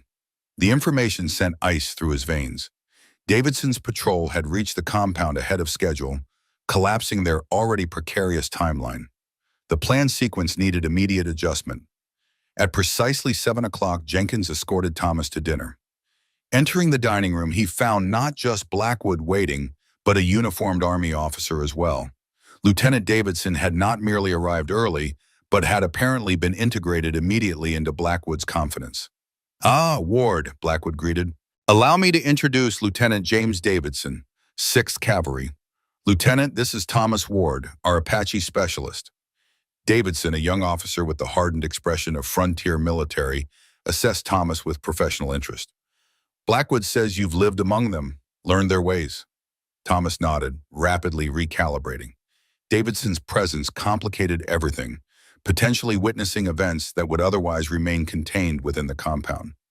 "Spent weeks in their camp," he confirmed, accepting a seat at the table. "Learned language, customs, battle tactics. Invaluable intelligence," Blackwood added. "Ward's information forms the backbone of our planned operation." As dinner progressed, Thomas observed the interaction between Blackwood and Davidson. The officer clearly deferred to Blackwood despite military rank, suggesting the relationship extended beyond professional courtesy. Catherine's warnings about Blackwood's military connections appeared well-founded. "We move at dawn," Davidson stated, reviewing a map spread beside his plate. "Combined force should overwhelm any resistance, even with their numbers. The Apache won't expect cooperation between private security and military," Blackwood agreed. "Element of surprise provides additional advantage." Thomas contributed appropriate tactical observations while inwardly revising plans. Davidson's early arrival and immediate integration into the assault planning eliminated any remaining flexibility in their timeline. The Apache attack needed to occur tonight before military involvement escalated the conflict beyond containment. Halfway through the meal, commotion erupted in the courtyard. Jenkins entered hurriedly, bending to whisper in Blackwood's ear. The compound owner's expression darkened. "Problem with the east wing locks," he announced, rising. "Lieutenant, please continue. I'll return shortly." The unexpected development created opportunity Thomas couldn't have anticipated. With Blackwood temporarily absent, Davidson continued discussing military deployment, while Thomas noted guard movements responding to the disturbance. Catherine's hand in the timely diversion seemed likely. When Blackwood returned 10 minutes later, his composure had visibly slipped. "Security matter requiring attention," he explained briefly. "Nothing significant." But Thomas noted tension in his movements, suggesting the incident held more importance than acknowledged. Throughout the remainder of dinner, Blackwood's attention seemed divided, his earlier confidence replaced by subtle vigilance. As the meal concluded, Blackwood escorted Davidson to examine the weapons being prepared for the morning assault. Thomas received permission to retire early, citing need for rest before dawn deployment. The unexpected liberty provided critical opportunity to accelerate preparations. Returning to his quarters, Thomas found another message waiting, this one tucked inside his folded nightshirt. Catherine's handwriting conveyed urgent instruction. "Tonight, second watch change. Women ready." The timeline had compressed to hours rather than days. Whatever disturbance Catherine had orchestrated in the East Wing had apparently created both urgency and opportunity. Thomas secured the message, methodically reviewing final preparations while awaiting the designated hour. The compound settled into evening routine. Guards changed at first watch, torches illuminated the walls, and activity gradually concentrated around the barracks and guard positions. From his window, Thomas observed Davidson and Blackwood still conversing near the armory, finalizing preparations for the morning assault neither man realized would never occur. As second watch approached, Thomas prepared himself mentally and physically, the hidden knife secured against his forearm, the key to the evidence cabinet concealed in his boot. Every muscle and sense heightened through Apache training. The transformation that had begun the night his world burned now completed itself in the heart of his enemy's stronghold. Not merely settler, not merely warrior, but something forged between worlds. A weapon of justice shaped by suffering, tempered by discipline, and guided by love that transcended vengeance. At the second watch change, Thomas slipped from his quarters. The guard posted outside had grown complacent over days of Thomas's apparent compliance. The Apache technique for silent movement allowed Thomas to pass within feet of the man without detection. The compound lay in calculated darkness, illumination concentrated on walls and gates rather than internal courtyards. Thomas utilized these shadows, making his way toward the east wing with practiced stealth. Twice he froze as guards passed, his stillness rendering him invisible in the darkness. The east wing entrance stood unguarded, just as Catherine had arranged. Thomas slipped inside, finding the corridor empty. Ascending to the second floor required navigating stairs that creaked beneath his weight. He paused at each sound, counting heartbeats before continuing. The records room Catherine had identified was locked, but yielded to the key she had provided. Inside, darkness concealed the contents until Thomas struck a match, illuminating rows of filing cabinets. The organization reflected Catherine's methodical influence, allowing him to quickly locate the locked cabinet she had specified. This lock, too, surrendered to her key. Inside, Thomas found meticulously organized documentation of Blackwood's criminal empire. Land deeds with forged signatures, correspondence with corrupt officials, records of staged attacks attributed to Apache, payment logs for intimidation and violence against settlers who resisted Blackwood's expansion. Most damning were detailed plans for manufacturing evidence against the Apache, designed to justify military action that would clear indigenous people from valuable land. The documents revealed conspiracy extending into territorial government and military leadership. Thomas gathered the most incriminating evidence into a leather portfolio, securing it inside his shirt. The documentation provided leverage beyond physical confrontation, potential protection against broader retaliation if properly deployed. As he prepared to exit, a sound from the corridor froze him in position. Footsteps approached deliberately, followed by the distinctive click of a door latch turning. Thomas extinguished his light, positioning himself behind the door as it swung open. A figure entered, pausing just inside the threshold. In the darkness, Thomas couldn't identify the intruder, but the confident movement suggested familiarity with the space. When the figure struck a match, Thomas recognized Jenkins. No opportunity for stealth remained.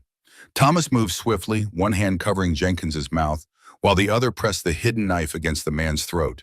The match dropped, plunging them back into darkness. "Make no sound," Thomas whispered. "I have no desire to kill you, but will if necessary."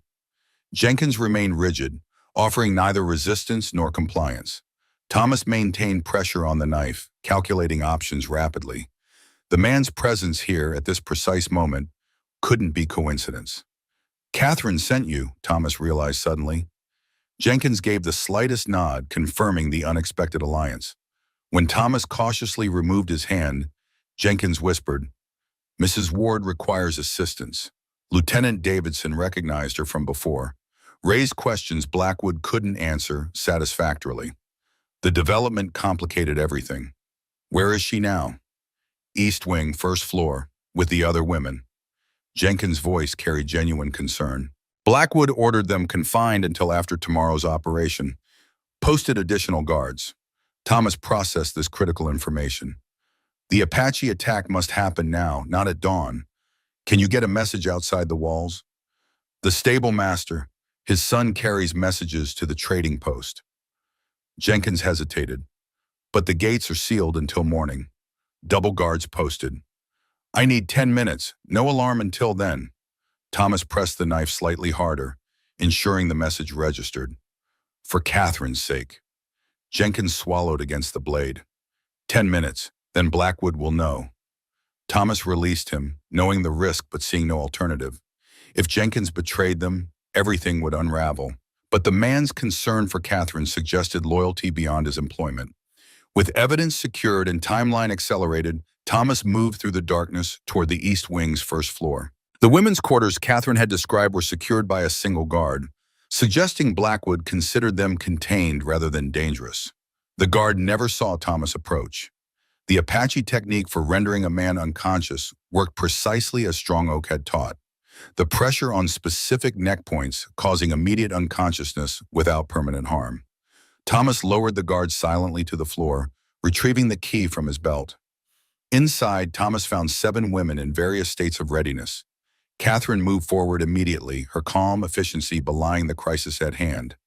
White Dove stood beside her, the chief's daughter showing dignity that months of captivity had failed to diminish. "Davidson recognized me from a settlement gathering last year," Catherine explained quickly.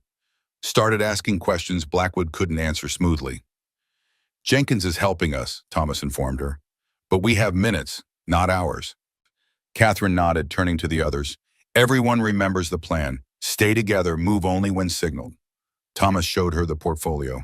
Evidence secured, but gates are sealed, guards doubled. There's another way. Catherine turned to White Dove, exchanging words in the Apache language Thomas recognized from his training. White Dove nodded, pointing toward the floor. Cellar access tunnel, Catherine explained, originally built as escape route during early settlement days. Blackwood sealed the outer entrance, but internal access remains through wine cellar. That's our extraction route, Thomas decided, but we still need the Apache attack as diversion. Jenkins will get word out, Catherine assured him. The question is how long before Blackwood realizes something's wrong. The answer came sooner than expected. Alarm bells shattered the night silence, their urgent clanging signaling discovered escape rather than external threat. The compound erupted into coordinated response, torches illuminating previously darkened areas as guards mobilized. Jenkins failed, Catherine concluded grimly, or succeeded differently than expected, Thomas countered, mind racing through contingencies. We proceed with cellar route. Now. Catherine led them through servant passages toward the main house cellar, their movement masked by the compound's focus on external threats. The women moved with practiced quiet, months of captivity having taught them to navigate Blackwood's domain unnoticed. The wine cellar lay unguarded, its heavy door yielding to the key Catherine produced. Inside, rows of expensive vintages lined stone walls that predated Blackwood's ownership. At the rear, Catherine revealed a concealed door behind stacked barrels. Tunnel extends approximately 200 yards, she explained, lighting a lantern. Emerges in ravine east of compound, originally constructed as escape route during territorial conflicts. Blackwood sealed the outer entrance, Thomas reminded her. White Dove stepped forward, speaking in carefully practiced English. Apache no tunnel. Watch exit many days. Chief's order. Understanding dawned, Gray Thunder had anticipated this possibility, positioning warriors to monitor all potential escape routes. The tunnel wouldn't lead to freedom, but to waiting Apache allies. As they prepared to enter the narrow passage, commotion from above signaled intensifying search. Catherine urged the women forward, maintaining calm authority that had clearly earned their trust during shared captivity. Thomas took rear position, securing the cellar door behind them. The tunnel stretched ahead, its earthen walls supported by timber, bracing that looked disconcertingly old. Catherine led with the lantern, illuminating just enough space for careful progress. They had advanced perhaps 50 yards when an explosion rocked the ground above them. Dust showered from the ceiling as timbers creaked ominously. The Apache attack had begun, its timing suggesting Jenkins had indeed delivered the message. Move faster, Thomas urged. Tunnel may not withstand bombardment. The women needed no encouragement, their pace quickening despite the confined space. Catherine maintained position at point, her lantern illuminating potential hazards, while White Dove offered quiet encouragement to those showing fear. Another explosion closer this time sent a timber crashing down meters behind them. The tunnel's integrity was failing faster than anticipated, threatening to trap them between collapse and whatever awaited at the sealed exit. After seemingly endless advance through increasingly unstable passage, Catherine's lantern illuminated their final obstacle. The tunnel's exit had indeed been sealed, massive stones and timber creating formidable barrier. No way through, one woman whispered despairingly. Thomas examined the barrier, identifying structural weaknesses. Stand back, he instructed, drawing the hidden knife. Using techniques strong oak had taught, he probed mortar joints between stones, seeking pressure points that might compromise the entire structure. Even if you weaken it, we can't break through, Catherine observed. We don't need to, Thomas replied, continuing his methodical assessment. Just need to signal those watching outside. Finding a gap between stones, Thomas removed his belt, threading it through to create improvised flag that extended beyond the barrier. He moved it rhythmically in pattern Gray Thunder had taught, Apache's signal for ally in need. Long moments passed with no response. Another explosion rocked the compound above, sending more debris showering from the tunnel ceiling. Their position grew increasingly precarious, trapped between advancing collapse and immovable barrier. Then came response. 3 distinct taps against the stone from outside, Apache acknowledgement signal. Thomas urged everyone back as scraping sounds indicated external efforts to breach the barrier. Agonizing minutes passed as unseen rescuers worked to create opening. The tunnel continued deteriorating behind them, leaving increasingly narrow margin between safety and burial. Catherine maintained remarkable composure, steadying fearful women with quiet confidence that inspired similar strength. When breakthrough finally came, it arrived with startling suddenness. A stone shifted, then another, creating gap just wide enough for human passage. Beyond, starlight revealed Apache warriors with digging implements, led by none other than Strong Oak himself. "Brother," Strong Oak greeted Thomas, reaching through the gap to clasp his arm. "We heard your call." "Women first," Thomas instructed, helping each through the narrow opening into waiting Apache hands. White Dove emerged to joyful recognition from warriors who had clearly known the chief's daughter before captivity. Catherine went next to last, Thomas insisting on final position despite the tunnel's imminent collapse.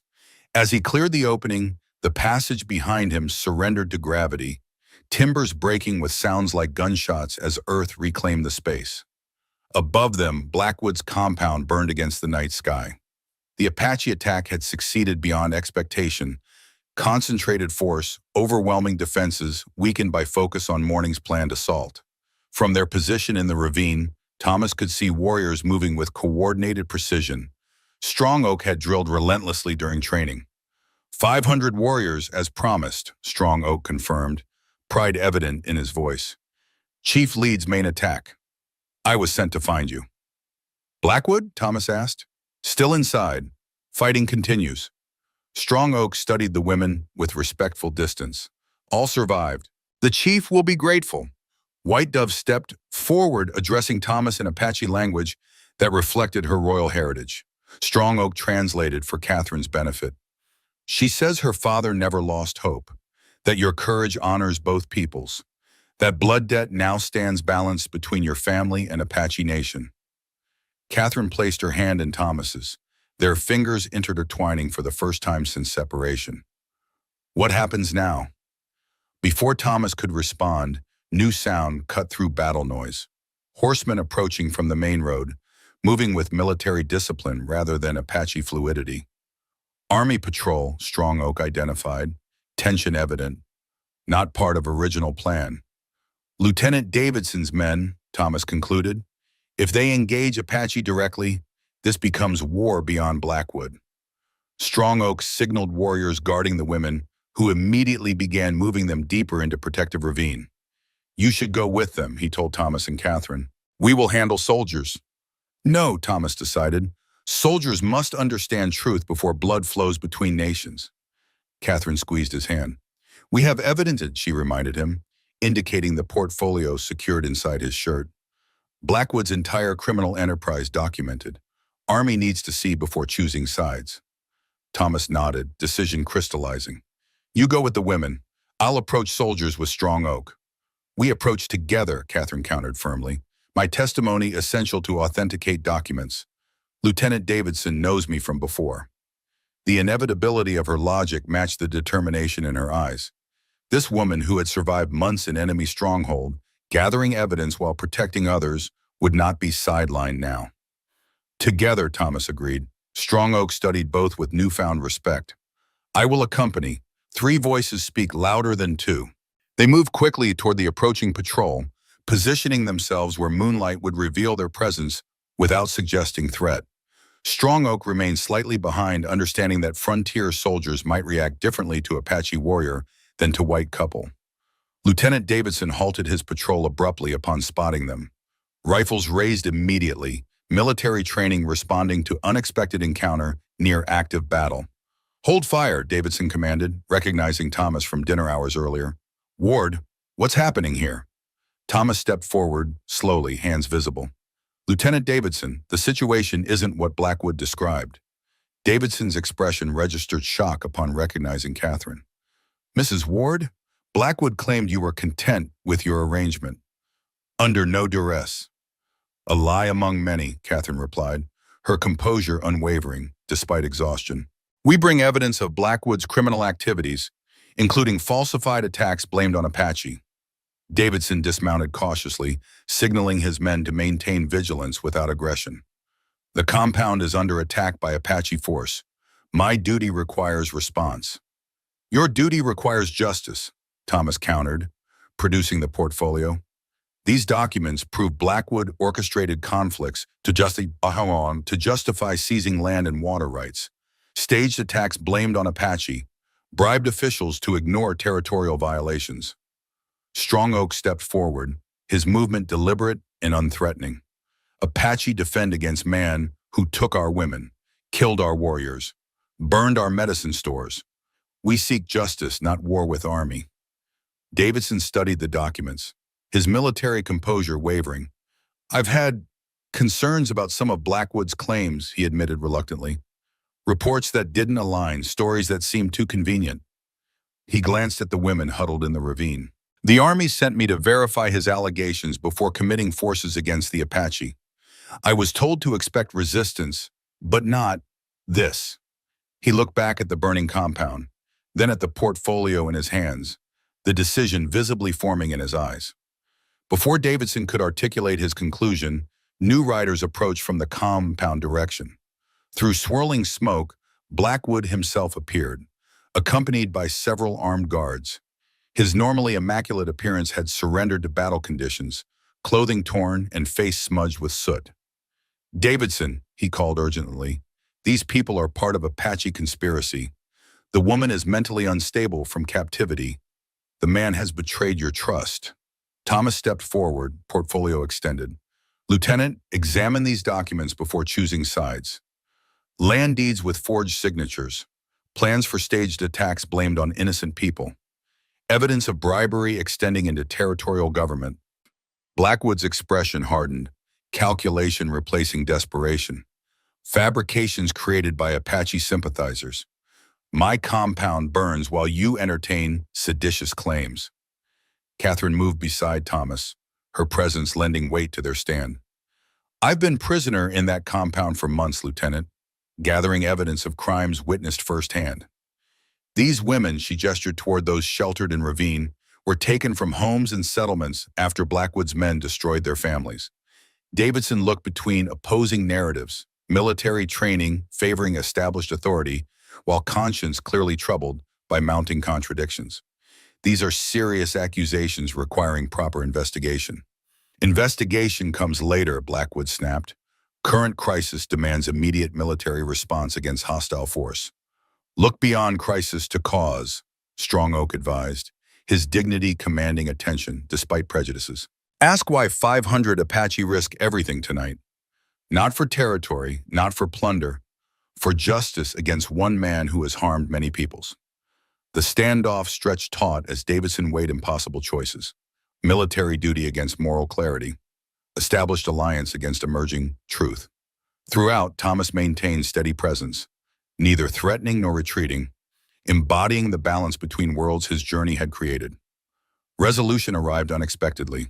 From the burning compound emerged Jenkins, supported by 2 Apache warriors. His clothing showed evidence of struggle, yet he moved with purpose toward the assembled group. Lieutenant Davidson, he called, voice strained but determined. I've served Roger Blackwood 7 years, witnessed his building empire through increasingly criminal means. He straightened despite obvious pain. Tonight I choose truth over loyalty to evil man. Blackwood's composure finally shattered. Traitor, he snarled, drawing concealed pistol with practiced speed. Before anyone could intervene, he fired directly at Jenkins. The shot went wild as Strong Oak moved with Apache swiftness, deflecting Blackwood's arm upward. The action transformed standoff instantly, Davidson's soldiers responding to demonstrated threat rather than alleged conspiracy. Secure those men, Davidson ordered, indicating Blackwood and his guards. Military discipline asserted itself as soldiers moved to contain threat no longer theoretical, but proven through attempted murder. Blackwood struggled briefly against restraining hands before recognizing futility. His gaze found Thomas, hatred burning through pretense of civilization. This changes nothing. Men like me built this territory. Men like me will continue building it. Not anymore, Thomas responded quietly. Your empire dies tonight. Davidson accepted the portfolio, examining documents with growing comprehension of their significance. These will require investigation at proper authority level, he acknowledged. But preliminary review suggests systematic criminal conspiracy. Catherine stepped forward. Those women require medical attention. Several months in captivity under brutal conditions. Davidson nodded to his sergeant. Escort them to town doctor. Post guard for protection. He turned back to Thomas and Catherine. I'll need detailed statements from both of you. And from, he hesitated, glancing at Strong Oak. Strong Oak, Thomas supplied. Warrior of Apache Nation and my brother in all but blood. Strong Oak, Davidson repeated, military formality momentarily softening. Your people should withdraw before misunderstandings escalate. I'll report circumstances to command. Recommend suspending operations pending investigation. Strong Oak considered before responding. Apache seek justice, not war. We withdraw when women's safe, when Blackwood faces consequences. When boundaries established through honest treaty rather than theft. The lieutenant nodded slowly. Reasonable terms. I'll convey to command along with evidence of Blackwood's activities. Military pragmatism recognized path toward resolution rather than escalation. As dawn approached, Thomas stood with Catherine at Ravine's edge, watching Apache warriors gradually withdraw from smoldering compound. Blackwood and his primary men remained under military custody, their expressions reflecting disbelief that carefully constructed empire could collapse so completely in single night. What happens now? Catherine asked quietly, echoing earlier question that chaos had interrupted. Thomas surveyed the destruction, finding no satisfaction in burning buildings, but considerable peace in women rescued, evidence secured, an alliance forged between peoples so recently divided. We rebuild, he replied simply, different than before, but still ours. I'm not the same woman who lived in that cabin, Catherine said, giving voice to transformation captivity had forged. And I'm not the same man, Thomas acknowledged. The person who built that homestead died in fire that night. What remains is someone new. Catherine's hand found his, strength meeting strength. Different, she agreed, but ours. In the distance, Chief Grey Thunder approached on horseback, his bearing regal despite battle's aftermath.